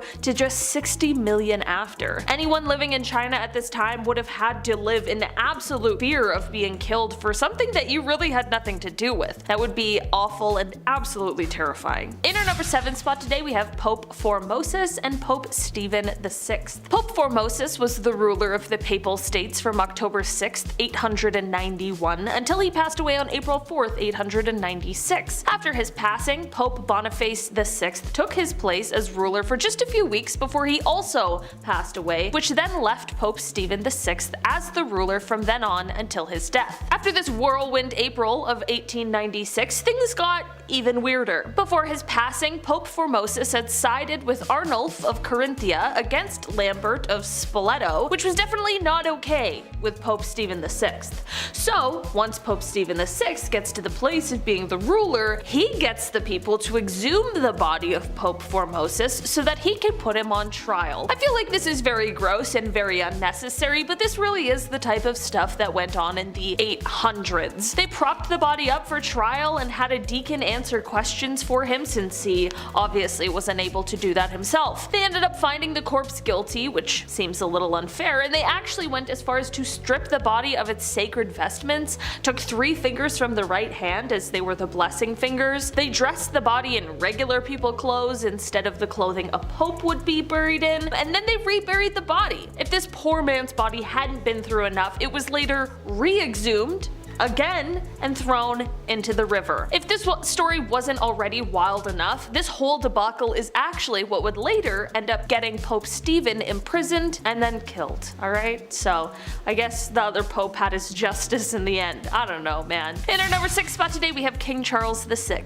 King Charles VI started off his reign by being very well loved and respected, but as time went on over his 4 decades of ruling, he ended up being known as Charles the Mad. His erratic behavior had him hacking up nights, imagining that he was St. George, and he would also have bouts of amnesia where he would be able to recognize some people, but not his wife and children. This is all very strange and of course quite sad, as he was obviously exhibiting signs of extreme mental illness, but one of the strangest symptoms was him believing that he was made of glass. He was terribly frightened of falling or being jostled too hard, and he would actually insert iron rods into his clothing to try and keep himself from shattering. But then he would also apparently run wild at top speeds throughout the halls of the castle or the streets, which would obviously mean that he was completely abandoning his fear of fragility. It apparently got so bad that he had to be held inside with the entrances blocked off. Sadly, he continued on this path until he passed away in 1422. In our number 5 spot today we have the Italian Renaissance dark side. Just at the tail end of the years of the medieval period, as we transitioned into the Renaissance period, began the Italian Renaissance. When we think of the Italian Renaissance period, it is known for the development and the rebirth that it caused, which makes a lot of sense considering the word Renaissance means rebirth. But there is one less glamorous and slightly frightening side to this period that isn't always spoken about. Sailors who had been returning from the New World at this point brought something less than lovely back with them, and that was syphilis, which spread through an entire French army. After this, the troops brought what was called the Great Pox to the rest of Europe. Since there was no penicillin back then, the disease spread rapidly and the symptoms were pretty gruesome. It would often happen that the person who had fallen ill would have the skin on their faces essentially be rotting away, which would leave large ulcers. Sometimes people's noses or lips would be pretty much gone, and it happened often that people would very sadly pass away from the disease. So basically, what we think of as a really beautiful time in Europe was both world-changing but also very scary and, like, I don't know, kinda close to a zombie apocalypse. In our number 4 spot today we have William the Conqueror. In 1087, William the Conqueror decided to take on an all-alcohol diet. This is because he was suffering from extreme obesity and was struggling because of that fact. Because of this, he told his staff that he would only drink wine until his weight went down, but he ended up passing away less than a year later, and most of us are told that obviously this was because of the wine-only diet. That's actually not true. In an astonishing turn of events, this wine-only diet actually worked. Shortly after beginning his diet, he was able to ride his horse again, which was one of the main reasons he started the diet in the first place, as he was previously too heavy for the horse to carry. He actually died after falling falling from his horse during an expedition, which was completely unrelated to either his weight or his diet. It's entirely possible that had he not gone on this diet, he would have never ridden his horse and maybe would have lived longer?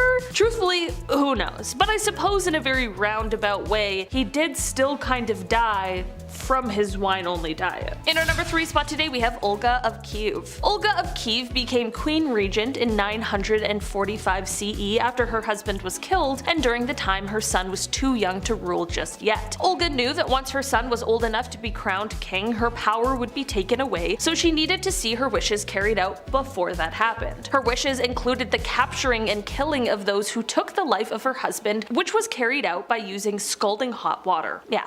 Don't even want to imagine what that would have been like. Don't kill the king, I guess. Historically, it really doesn't seem to work out well. Apparently, in doing this, however, Olga developed a bit of a bloodthirst, and she would not rest until everyone associated with the people who killed her husband were all eliminated. It seemed like if you even looked in the wrong direction or breathed in the vicinity of someone who had something to do with the king's slaying, you could kiss your own life goodbye. Olga took hundreds of people out of the tribe that the killers were from. She devised a plan to bury the tribe leaders alive, and she even came up with a plan to set fire to their entire village. It is said that Olga may have locked the tribe's leaders in a bathhouse and burned it down, but we don't know for sure. All we do know is that she definitely was not okay. In our number 2 spot today, we have Mansa Musa. Mansa Musa was a deputy to the ruler of the Mali Empire, but when the ruler went missing while on a sea voyage to find the edge of the Atlantic Ocean, Mansa Musa became the ruler in 1312. During his rule, European nations were really struggling due to civil wars and a lack of resources, but the Mali Empire was flourishing because of their abundance of resources like gold and salt. Under his rule, the empire grew to take up a large portion of West Africa as he conquered 24 cities and their surrounding districts. At this time,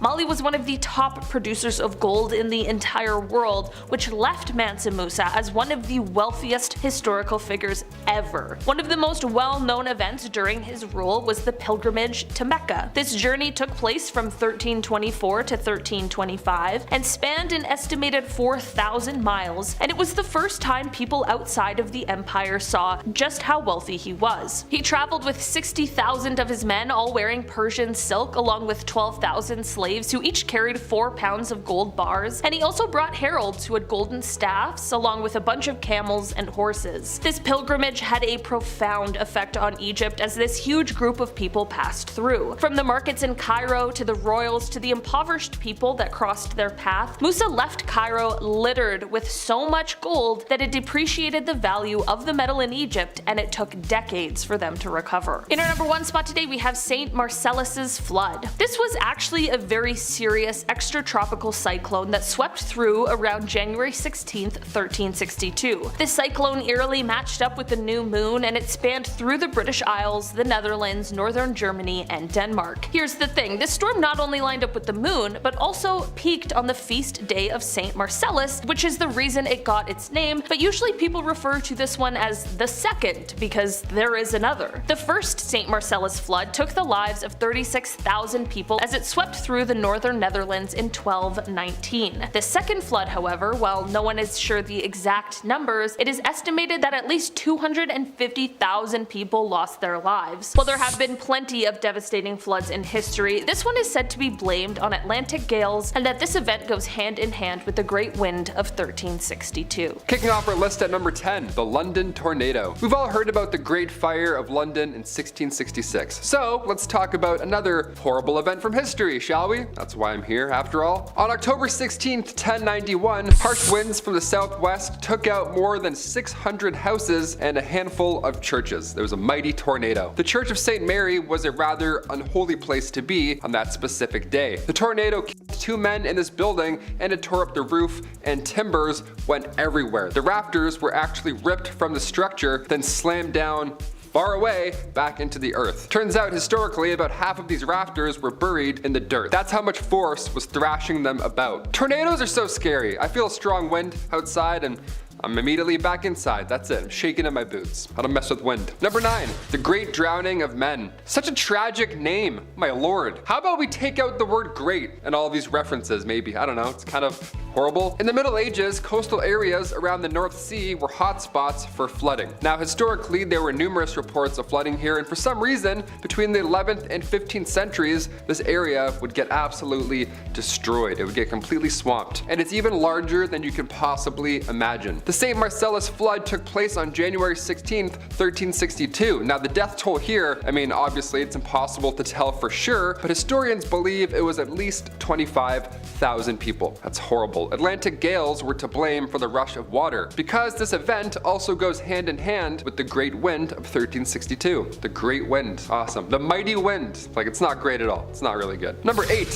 one name. This next one here blows my mind. I never really thought about this before, but what was it like before we had surnames? Surnames were introduced to us in England in 1066, but before then, well, you were just Greg, period. That's it. There was another Greg, well, that was it. Now you guys had to fight till the death. No, I'm just kidding. At first, surnames were a little bit different. They were descriptions almost about the person you were meeting. So you'd meet a guy and he would say, hey, I'm Greg Red. Red signified his red hair. Makes sense. Greg Red, Greg Gray, he's getting a little old. Got it, Gregs, we're good. But the best part, your name could actually change over time because your description and then your appearance would also change. So one day you would meet Greg Red, but eventually his hair would fall out, he would age, then get stressed because, you know, he's living in the medieval times and all. And then once that happens, your name would change to match your new description. Now you're Greg Ball. Ball back then meant bald in Middle English, so everyone had the last name Ball. Isn't that amazing? Next video, I'll be Taylor Ball. I'll just be bald. Why not? Just change it up like Heisenberg. Number 7, medieval meals. Yes, I hope you're eating while you're watching this. If so, give it a thumbs up, take a big bite,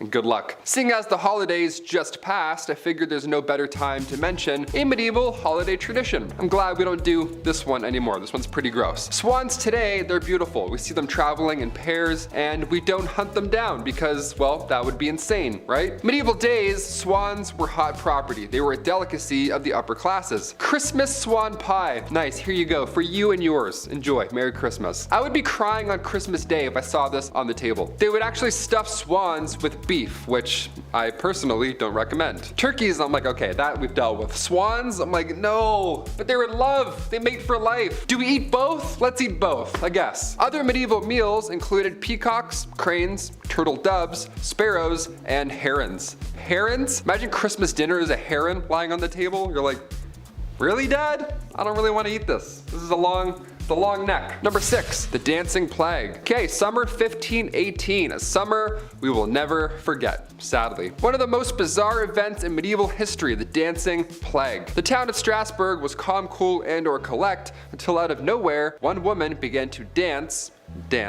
uncontrollably in the streets. She was convulsing, it was wild, but then soon others joined in and eventually there were over 400 people dancing their days away. Now it sounds funny in some degree, but it's really tragic. This was not a good time at all. A great amount lost their lives due to pure exhaustion and heart attacks, and the authorities tried their best to help the situation, so they paid for musicians to perform for them while they danced, while they were convulsing. They're like, oh yes, bring in a jazz band, let's complete this image. This happened a few times in Europe, not just once. Between the 14th and the 17th centuries, we still don't know what exactly happened, but there were dance plagues. It was a common occurrence. All we know is that it was some sort of illness. It was not like Step Up. It wasn't a fun thing like Step Up at all. No one's just popping and locking in the streets. They're like, hey, nice, let's bring in some music. This is great. No, people were very sick. They were very ill. Number 5, Shroud of Turin. They say art is subjective, but what does the Shroud of Turin really show us here? Is it JC? Is it Jesus Christ himself? Many believe the cloth shows an image of Jesus when he was crucified, and once you see it, it's hard to argue otherwise, hard to get out of your mind. Radiocarbon tests do date the cloth back to around 1260, and recent studies suggest that shroud was used in medieval church plays that would depict this exact scene, the resurrection of one Jesus Christ. What do you think? Accurate representation or another case of face pareidolia? Face pareidolia is when you see Jesus and things. I look at our producer Chris. I see Jesus every day right there. A little bit more jacked than Jesus, but you know, same image, more or less. Number 4, summer is canceled. Back in 2013, scientists discovered a volcano on Lombok Island in Indonesia that went off sometime around May into October 1257, and scientists all agree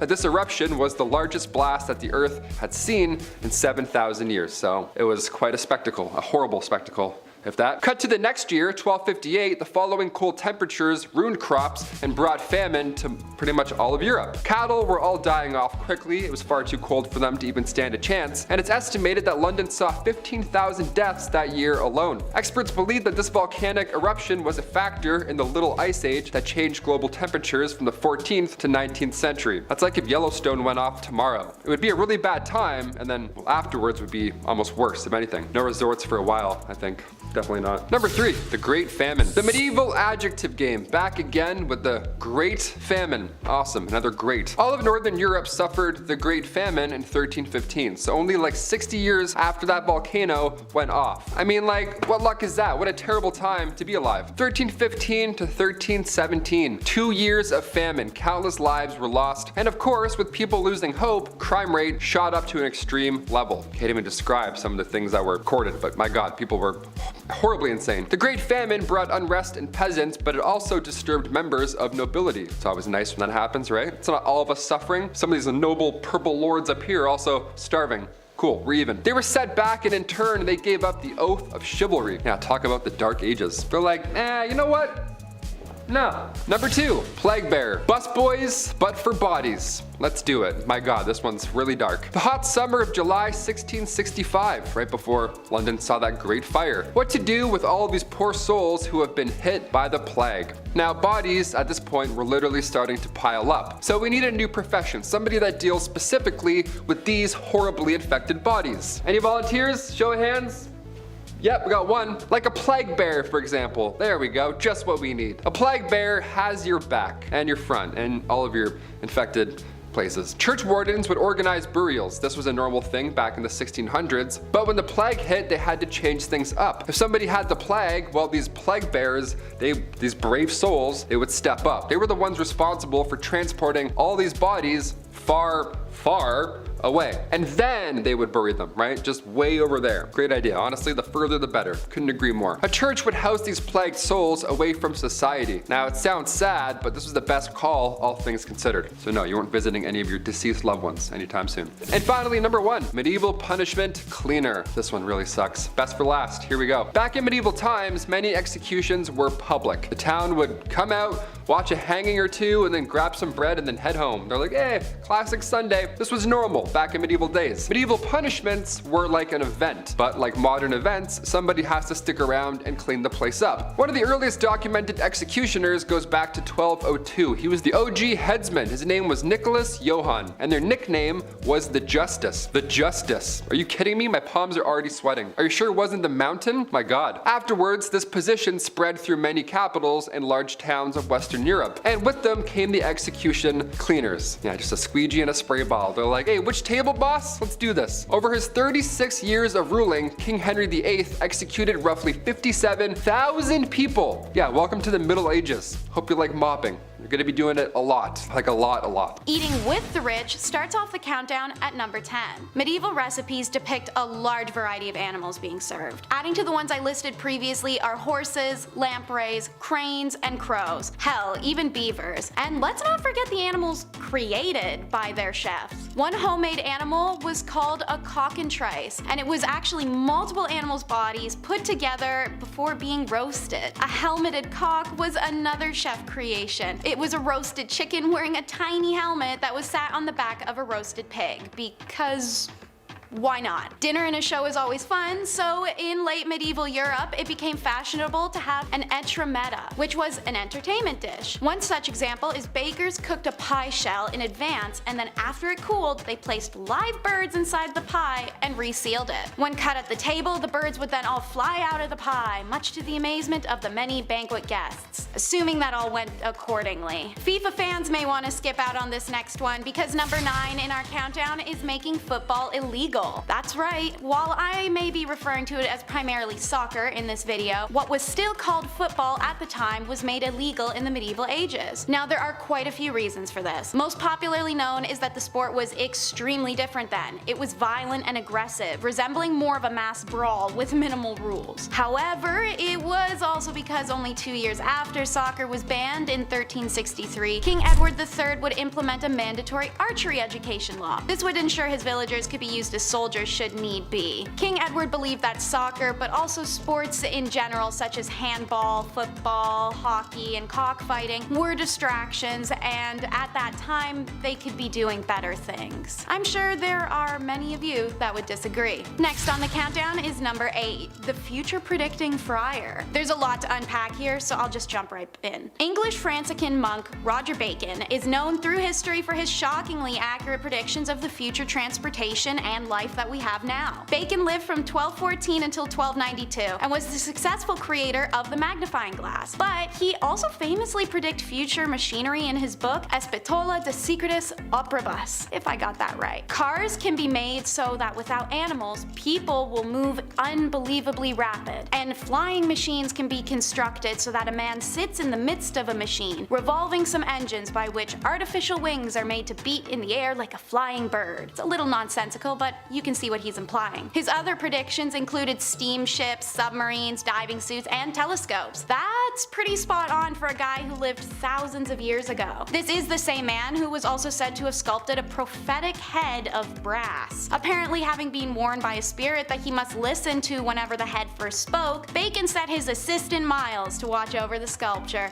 which he did even past Bacon's demise. It's said that after the friar's death, however, that was the first time it spoke. First saying, "Time is," then time passed. Ignored both times by a confused Mile, the head spoke only once more to say time is past before it exploded into flames, and so the chance to consult the mysterious head was lost when it combust. What do you think of the legendary Bacon and his stories of mysticism? Time is past, as the sculpted head said, so let's be happy we left this weird tradition in the past. In at number 7 in the countdown, it's the medieval animal trials. Under the ruler's power, there was no exception to medieval law, and so it should come as no surprise that even animals could face the brunt of their alleged crimes. This was no casual affair. The rich and the poor gathered for these trials as spectators. Some of the accused animals were even dressed in wigs and gloves, fancy garments to be seen in front of the royal court as their fate was debated by the lawmakers. That should come as no surprise either, seeing as the medieval era wasn't exactly overflowing with entertainment outlets. There are records of at least 85 animal trials that had taken place during medieval/Middle Ages. And while the most serious offenders were pigs by a landslide, there are records of some roosters and even one donkey facing the judge. What were these animals being charged for, you may be asking? Many times it was the act of attacking or eating humans, as food and grain for animals was so sparse they'd often go hungry. There were also some accused of being heathens or thieves or behaving in lustuous ways. So make sure you have a walking buddy and always look over your shoulder, because I guess you never know when an ill-intentioned cow may be creeping up on you. Number 6 in the countdown is the St. Scholastica Day Riot. February 10th of 1355, a group of students who attended Oxford University decide to go into town for a pint at the Swindlestock Tavern. Little did they or anyone else know that this would be the start of a notoriously famous riot. It started with belligerent complaints to the tavern owner about the quality of their drinks and service. As the tavern owner was progressively more berated, he and other patrons lost their temper with these students. The escalation led to a verbal sparring between the students and bar patrons. Both sides ended up arming themselves, but luckily, things were quickly interrupted when the mayor stepped in and demanded the arrest of the students who had harassed and assaulted the tavern owner, thus sparking this whole disaster. What should have been a peaceful resolution caused a chain reaction, however. Oxford students rose up in protest of their peers' arrest and swarmed to attack the mayor. News of that quickly spread, and the townsfolk revolted immediately. Many of them were already very tired of these students and their entitled complex, and had been waiting for the opportunity to rage against them. The riot that occurred ended the lives of 63 students and 30 locals. While the case's investigation led to Oxford winning against the town in court, the Oxford Council was still made to parade shamefully through the village every year on February 10th, and they did have to pay a fine to the families of each student lost. For number 5, we're getting a little spicy with risqué's men's clothing. clothing. Now, you may have already heard stories or seen memes about ridiculously long pointed shoes and groin-flattering armor,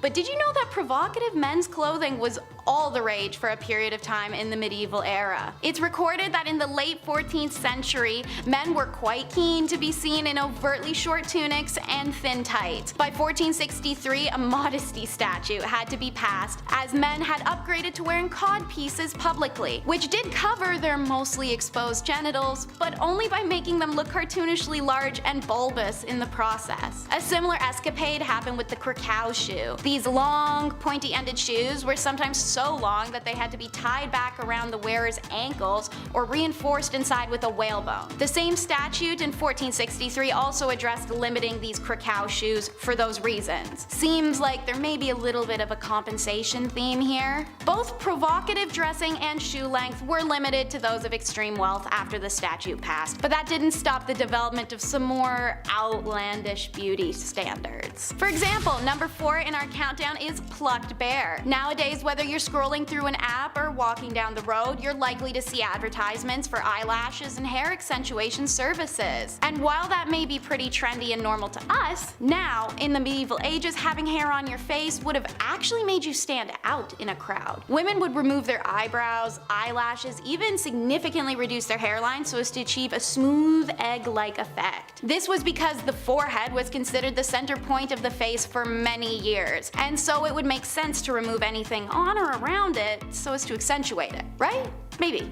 Moving on. If you're tired of her plucking herself bald, and she's tired of you wearing shoes that enter a room before you do, then maybe it's time for a good old-fashioned medieval divorce by combat. That's right, you heard me. Coming in at number 3 is divorce by combat. This finding was discovered in a historic German manuscript that laid out rules as to how divorce by combat was to proceed. Their decision to use combat as a means to solution was not unusual for medieval Germany, as trial by combat was part of their law system. Trial by combat was legally sanctioned duel that ensured whomever was to win the fight was deemed right. There are many ways that these duels could be fought, and various weapons and locations in which to have them. The divorce by combat trial was placed when a man was put into a 3-foot deep hole with one hand tied behind his back. The woman, however, would have a normal ground and be able to move freely. This was believed to ensure a fair fight between the sexes. Now, there is some evidence that the outcome of these trials could still end in death, even if the death was not as a result of the combat. It's said that if the man lost to his wife, he would be taken from his hole and executed in the town square. If the woman lost, she would be then placed in the hole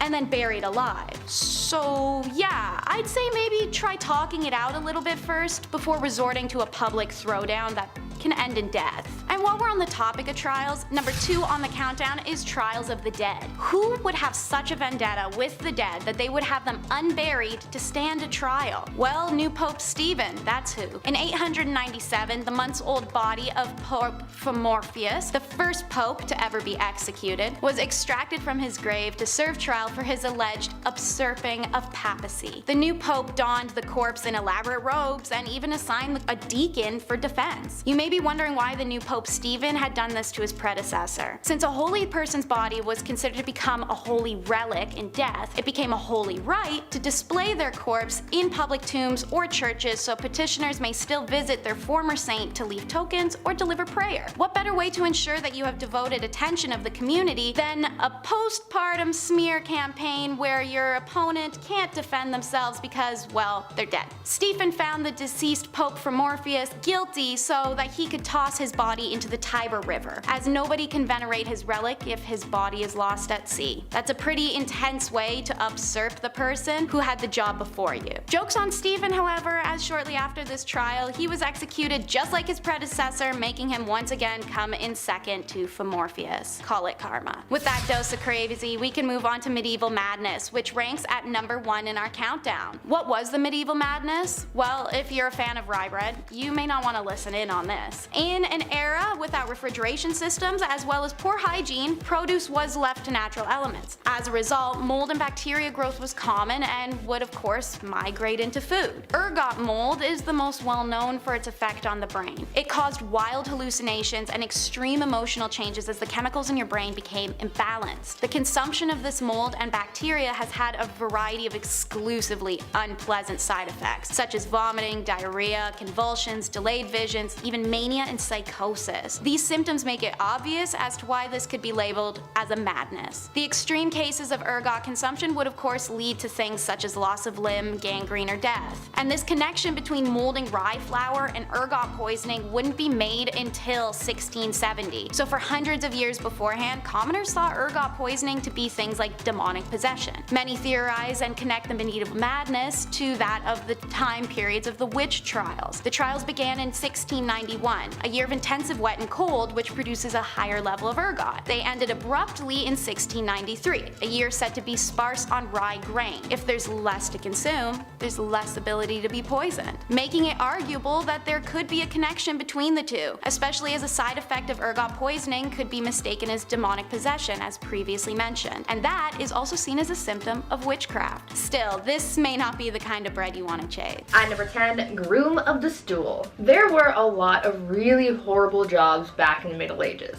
I mean, these people literally took any task you could think of and turned it into an actual profession.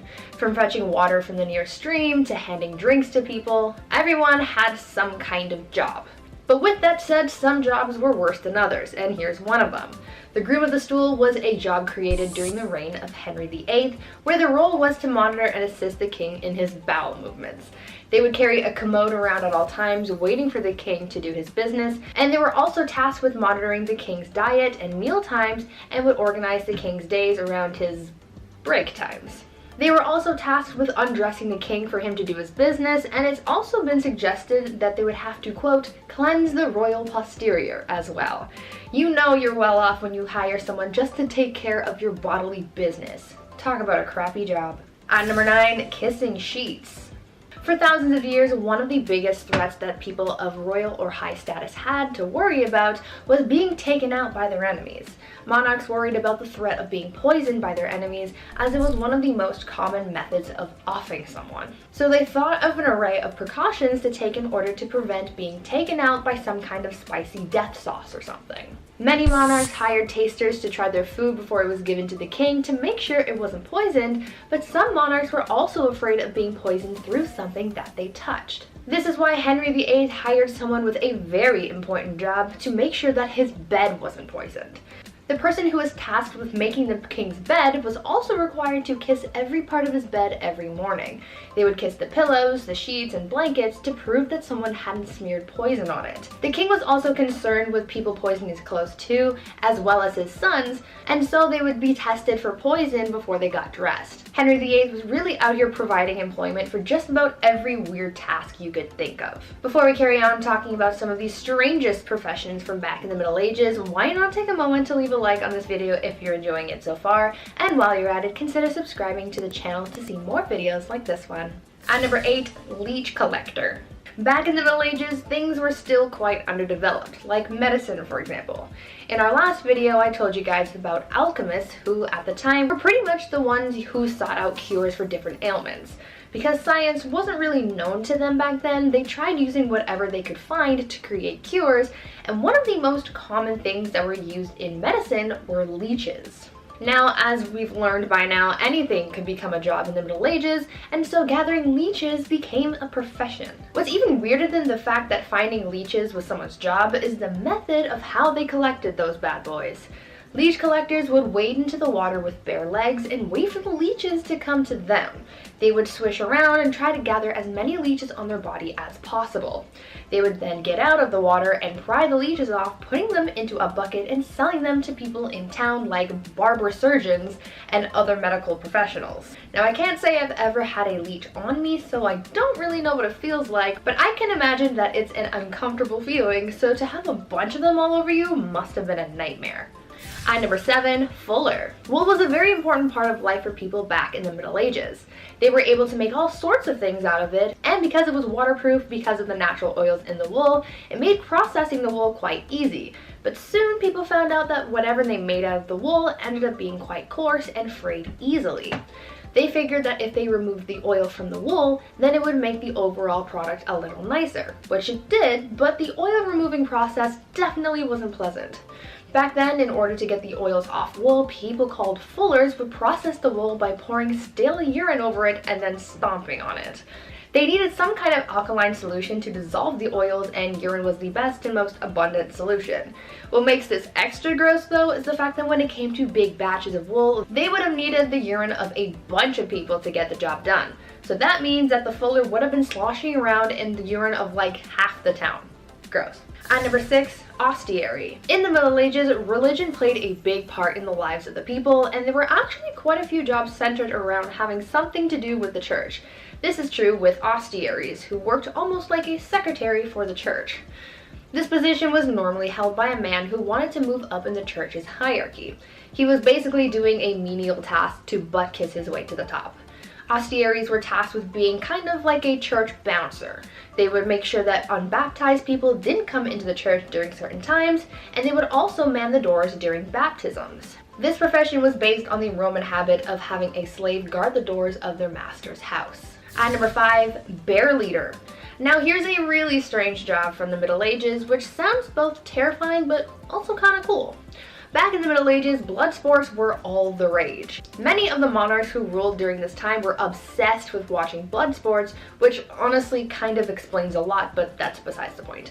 One of the most popular blood sports was bear baiting, which involved making a pack of dogs fight a bear. Sounds gruesome, but it also begs the question, well, where did you get the bear? Well, that's where bear leaders came into play. For bear leaders, their whole job was to lead bears from village to village so that they could participate in blood sports.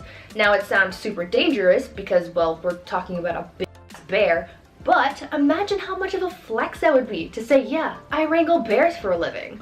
Like, how cool would that be? Now that's something to put in your Tinder bio. And number 4, the piss prophet. As we all know, medicine wasn't all that advanced in the Middle Ages. There were no actual doctors, and the people you would have visited if you were feeling unwell were the same people who doubled as barbers, so I don't know how accurate their medical diagnosis would be. In medieval England, people didn't really know much about health, and many people were known to get diagnosed based on their pee.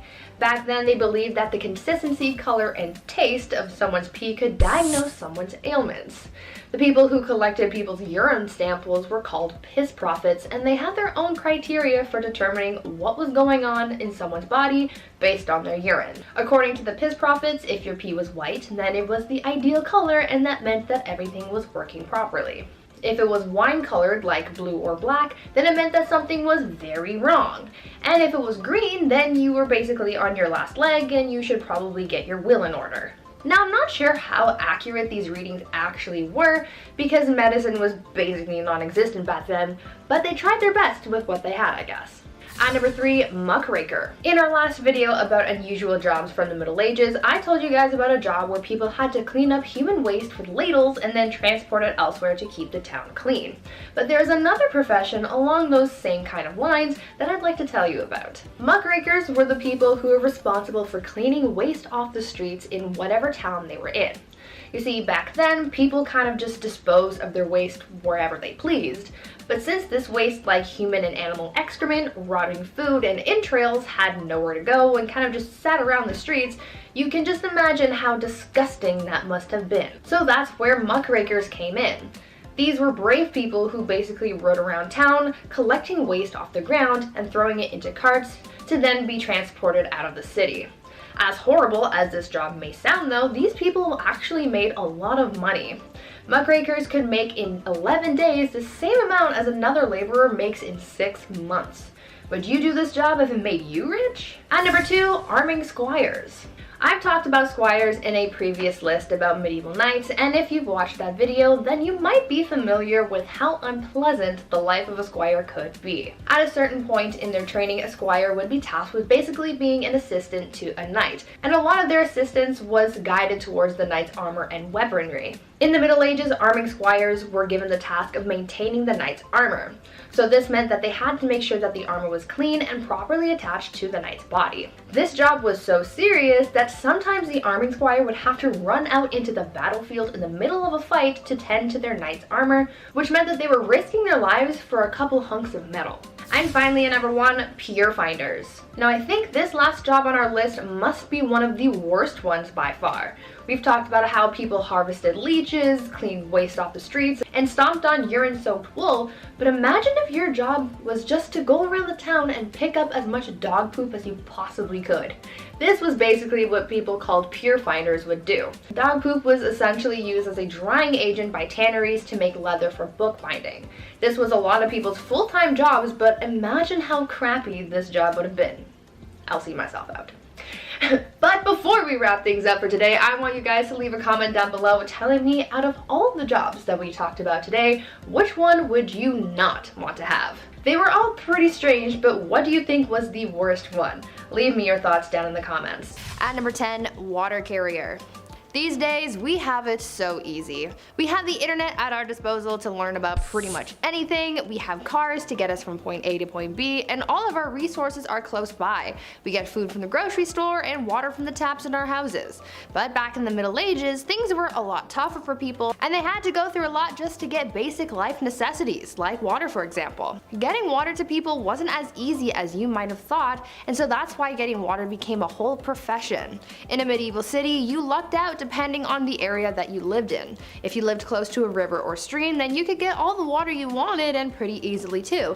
But if you weren't so lucky to live near this resource, then you might have had to hire a water carrier to fetch it for you. People sought out strong young men to become water carriers for them, and as the name implies, they would get paid to go to the nearest source of water and bring it back for their employer. This profession became pretty popular in the late medieval period in London, and by this time so many people were working as water carriers that they created their own fraternity. At number 9, town crier. I'm sure you've heard of the town crier at some point in your life, right? They're often incorporated into pop culture pieces that take place in the medieval times. When you think of the town crier, you might also think of the famous hear ye that is associated with the speeches of the town criers. Back in the Middle Ages, the role of the town crier was a very important one, as it was a crucial way for the local authorities to communicate with the residents of their community. The town crier would often make announcements of new laws, royal proclamations, the start of events, and even the punishments of criminals. They were basically the news anchors of the past. Also, as I mentioned, we normally associate the town crier with the phrase hear ye, but the phrase first started off as oye, oye, oye, which later evolved into the phrase that we are more familiar with. Before we carry on talking about these strange jobs from back in the days of old, why not take a moment to leave a like on this video if you're enjoying it so far, and while you're at it, consider subscribing to the channel to see more videos like this one. At number 8, scribe. These days, most people know how to read and write. It's part of our basic education and is one of the first things that we are taught as kids in school. As we progress in society, basic literacy is taught more and more throughout the world, as some people in parts of the world might not have access to this privilege, but back in medieval times, most of the population was illiterate, which made the roles of scribes so crucial. Not everyone had access to the right education, but for those who did and could read and write, they often became scribes. The role of the scribe was as straightforward as the name predicts. Essentially, their job was to write. Scribes were hired to write all kinds of documents ranging from letters to business contracts. One of their hardest jobs though was to copy manuscripts, which was a job that may have taken a scribe several months to complete. Many men and women in monasteries held jobs as scribes, but for common folk in villages, being able to become a scribe was seen as highly valuable as well. At number 7, reeve. These days we have elected officials in our communities who serve as a sort of voice of the people. Back in the Middle Ages, they sort of had someone similar to that, and they were called reeves. The reeve was something of a local administrator, and their job was to oversee the day-to-day running of a manor, as well as to solve disputes between the peasants. The reeve was a peasant too, but they were normally elected by their neighbors or chosen specifically by a lord, and served as a reeve for a 1-year period. This job eventually faded away as the feudal system began to decline, but fun fact, you can still find some reeves in parts of Canada. At number 6, peddler. This next job from the Middle Ages is one that we kind of still have these days, just a little more modern. We're talking about peddlers. You know how there are people who go door to door trying to sell you something, like back in the day when Avon used to do house calls? Well, this was essentially what peddlers did. Their job was to travel from village to village to sell various goods. This was how a lot of people in more remote areas were able to buy certain items. The peddler's job was pretty important for the local economy because it was able to bring business to larger areas than just one local town. It seemed like a good enough job, but socially speaking, peddlers were always looked at with suspicion. Oftentimes, local people would accuse peddlers of being criminals. Now, they easily could have been criminals, but it's really a case-by-case situation. You can't judge someone for just trying to get their coin. At number 5, gong farmer. Now, even though there were simple jobs like being a scribe and carrying water to people, there were also some messy and not so glamorous jobs as well. This next one I'm about to tell you about was definitely one of the worst jobs that you could have. See, there was a time before modern sewers and plumbing were a thing. This was a pretty icky time because rather than waste being disposed of in sewers, they were deposited into a privy or cesspit. Now, these things had to be cleaned out periodically, and guess what? There were people who were hired to do just that. The gong farmer was someone who was hired to maintain the cesspits, and so they would be given a large ladle and they would scoop out the waste and transport it away. Now, I can only imagine how horrible that job would have been and how horrendous the smell would have been too. It sounds like an absolute nightmare, so I'm glad it's not a thing anymore. At number 4, galley rower. Now, as bad as it might have been to be a gong farmer in the Middle Ages, there was apparently a job that was much worse that people would do anything to get out of, and that was the galley rower. This was considered to be one of the most grueling jobs from the Middle Ages, and I can see why. These people would be tasked with working on a galley and rowing a ship along with a team of up to 1,000 other people. Apparently, people hated this job so much that they would try and avoid being picked to be a galley rower at all costs. Many people would join the priesthood in order to become exempt from becoming a galley rower. Usually this job would go to the poorest peasants and even slaves, as it became more and more difficult to find people for the job. That was one occupation that everyone agreed was the worst. At number 3, cupbearer. Now, this is a job that I wish was still around. Not because it's a great job or anything, but I feel like it could have been cool to have my own personal cupbearer so I could feel like a queen, you know? The job of the cupbearer was pretty self-explanatory. Their whole occupation was to serve the monarch their drinks. Now, I know I said I would have wanted a cupbearer so I could feel like a bougie queen, but the cupbearer's job was a little more important than just serving drinks. See, there was always the fear that the reigning monarch could get poisoned because it was a very common act of treason back in the Middle Ages. The cupbearer was the only person tasked with serving drinks to the king or queen because they had to make sure that it wasn't poisoned, even if it meant tasting the drink themselves before serving it, just to make sure that all was well in the cup. A lot of trust had to be put into this cupbearer so they could be quite influential in the courts if all went well. They were risking their lives and safety doing a pretty basic task, but it was for the good of the realm. At number 2, alewife. Speaking of drinks though, let's talk about how the drinks got into the cups and who made them. In medieval England, women were mostly tasked with the practice of brewing ale, and they were aptly named alewives as a result. Alewives were very important not only for business, but also for the good of their families. Brewing was a quote, small scale, low investment, low profit, low skilled industry, but it brought success to a lot of married women as well as a substantial amount of independence, since this would have essentially been their business and their own source of income. These women would always be hard at work brewing because they sold their ale quite quickly. Ale didn't have a very long shelf life, and so they would make and sell their beverages quickly to keep up with demand and to compete effectively with others in the trade. Eventually though, the alewife was extinguished by the 15th century as brewing became more commercialized and people sought to take the independence of women away. And finally, at number 1, alchemist. As you can probably imagine, science wasn't all that advanced back in the Middle Ages. There wasn't really much understanding of how the world worked. Back in these days, there were people who tried to practice science in a way that they knew how before many advancements in the field came out, and these people were called alchemists. These alchemists believed that it was possible to change metals and chemicals. They tried to purify metals to change them into other things, and one of the most common experiments was trying to convert tin into gold or silver. For other alchemists though, their mission was to come up with new medicines to heal people and cure them of their ailments. Alchemists were quite popular until the 17th century, as the ideas behind alchemy were replaced by the science of chemistry. I guess you could say that alchemy walked so that chemistry could run. Number 10. Farming. In a world with a lack of food, not because I ate it all, which is honestly a good reason, peasantry had to work on their farms, not only to feed the rich, but also themselves. So if the men in your household are ill or sick, then that means it's Rivet Rosie time, or Farming Fran time, whatever you want to call it. I don't need to tell any farmer out there how tough their job can be. Being a medieval woman farmer, that's tough. Also, they probably weren't allowed to wear clothing that was more suitable for plowing fields. And of course, there's a woman trying to do a man's job. How dare she? People just should have let them be. There's a good chance the crops wouldn't make it either. A green thumb would have come in very handy. A tough job nonetheless. Number 9. Beer Maiden. This one goes out to any woman who's ever had the pleasure of working at a certain restaurant that's fixated on women's chests. You know the one I'm talking about. Or any woman who had the absolute pleasure of working at a golf course clubhouse. Keep your mitts to yourself, you filthy animals. I can't imagine the bar maidens of ye olde times had better luck. There really aren't a lot of laws to protect them either. But basically, they helped serve ale in the taverns and inns, which brought in all kinds of unsavory types. Mind you, it's not as bad as it would be in Skyrim or, other fantasy RPGs, but it's still a sour bunch.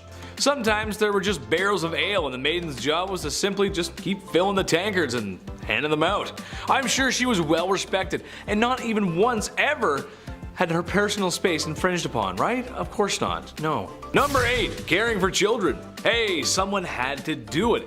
A woman's job is never done. At least that's what my mom, my aunt, my grandma, and pretty much every woman I've ever known has always said. Okay, sure, I was a little bit of a handful. I was loud and energetic and I loved to talk. Teachers always said I was a distraction in class.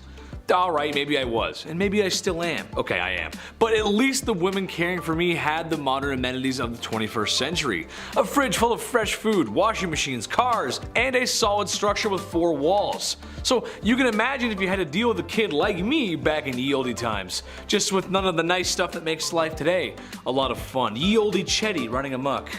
Oh mother, mother! Number 7. The streets. Unusual to most, but very common to women of ye olde times. When you're a woman who's got nothing, sometimes you gotta give something. That something just so happens to be what's hiding in your pants. It's a profession that's as old as time, and it will not be going anywhere anytime soon. Women work the streets. I don't think that's anything to be ashamed of. Number 6. Joan of Arc. It doesn't get more unusual than the savior of France. England and France were having a go at it, if you will, which if you know history was like round 12 of 100. Anyway, it wasn't going too well for France. It was going rather poor actually. The same kind of poor I got on my report cards under the paying attention section. Oops. Then there was Joan, really a nobody, when one day she heard the voice from a higher power that she was to drive the English out of France. Naturally, the people around her, especially the men, scoffed at the thought of a young woman being the hero they needed. But given that they had nothing to lose, suited her up and sent her out. Plot twist, she did very well, like crazy good. The Battle of Orleans proving her grit. The English were so confused and disgruntled by a young peasant girl defeating their armies, they thought it was only proof of one thing, that she wasn't a sign of God, but rather a sign of the devil. How dare a woman beat us in that's man stuff, you can't do that. Number 5. Queen. It is unusual. Most people didn't get to be royal. I mean, think about it, seriously. Although I'd certainly like to be. I can't just imagine it. King of the internet. King of the black hoodie. Nice. Or king of the Chinese buffet. My point is that while women in medieval times didn't get the respect that they deserved, and every girl does, queens just had it better, and that's unusual. The queen might not have been as well respected as the king, but compared to the peasantry, she was fed. Had 4 walls around her that didn't leak or wind would, seep through or blow down, and wasn't working herself to the grave every day to provide for a king and queen that didn't think very much about them. That's a really hard life to live. Number 4. Cooking. Chief, somebody had to do it. Although, there's something that tells me the food wasn't that good. This isn't exactly Gordon Ramsay's 5-star cuisine. Beans, cabbage, eggs, onions, bread, and of course beer or ale to wash it down. The peasantry just didn't have the same access to food like royalty did. Although with a list like that, it sounds like it's a fast-track way to an upset stomach or some really grody gas, dude.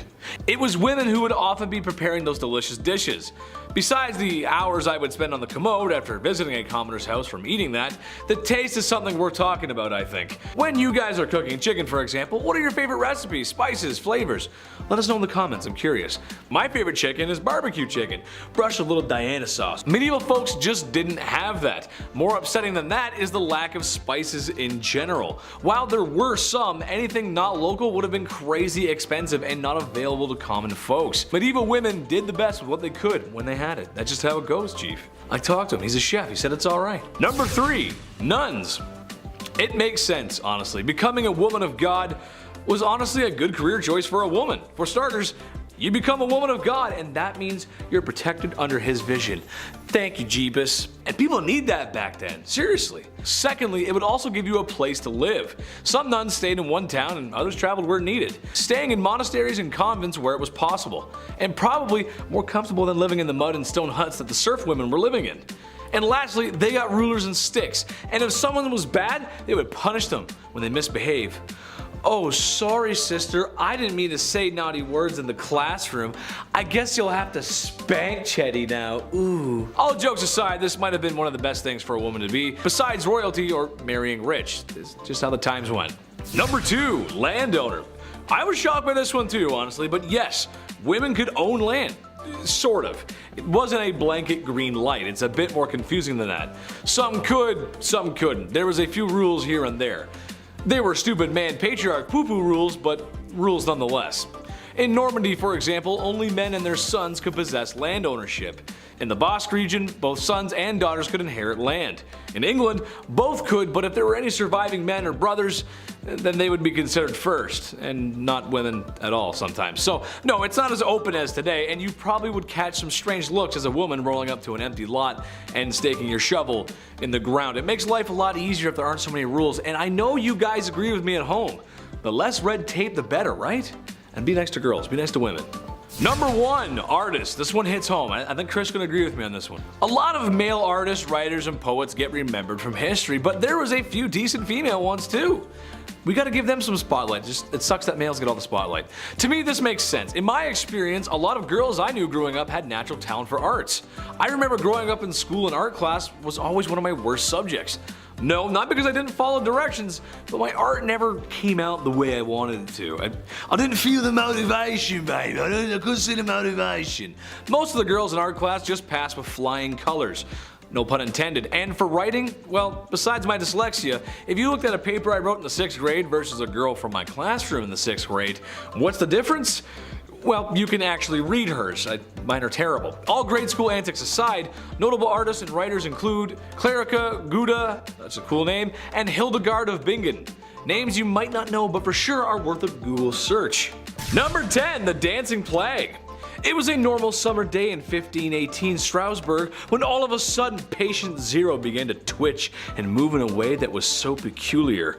No, this isn't the start of a medieval zombie movie, which actually sounds pretty cool. This was a plague like no other, the Dancing Plague. A dancing woman shortly began to gather a crowd, and more people seemed to strangely dance. More people joined in, and then it became the Dancing Plague, which lasted for days, strangely.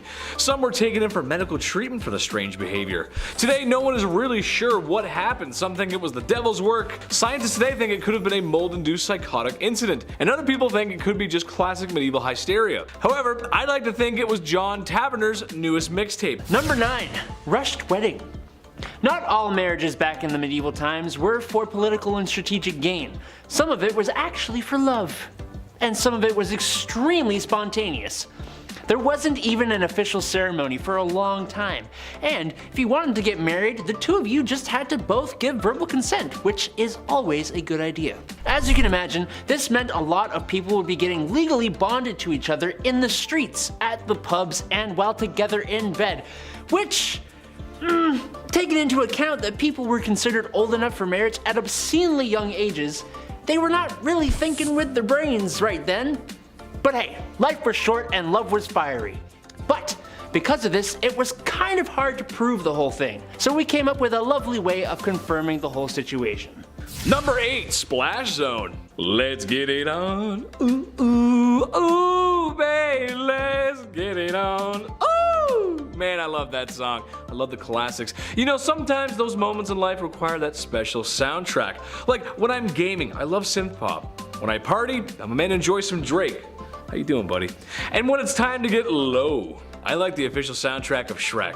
What can I say? Cinematic masterpiece. That being said, that's all that needs to happen in those intimate moments. For medieval times and in many places around the world, people would have to watch the signing off of the marriage. This included friends, family, local leaders, and maybe some nobility. You know, just to make sure the marriage went through properly.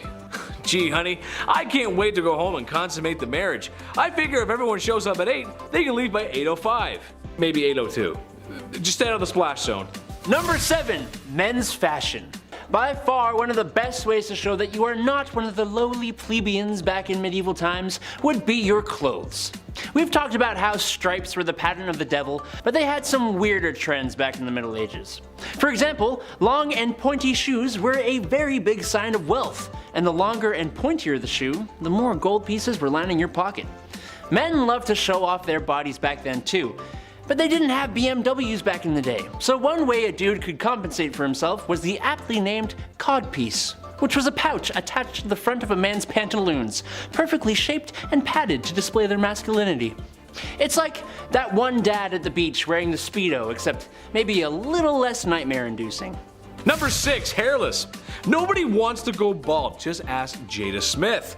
Medieval times had different thoughts about this, however. Not only was a receding hairline normal, but that was the thing for ladies at the time. You might be thinking it's all about the waist, the legs, or the booty. Well, not back then. So, if the forehead is all the rage, focus on it, right? Makes sense. How is this done?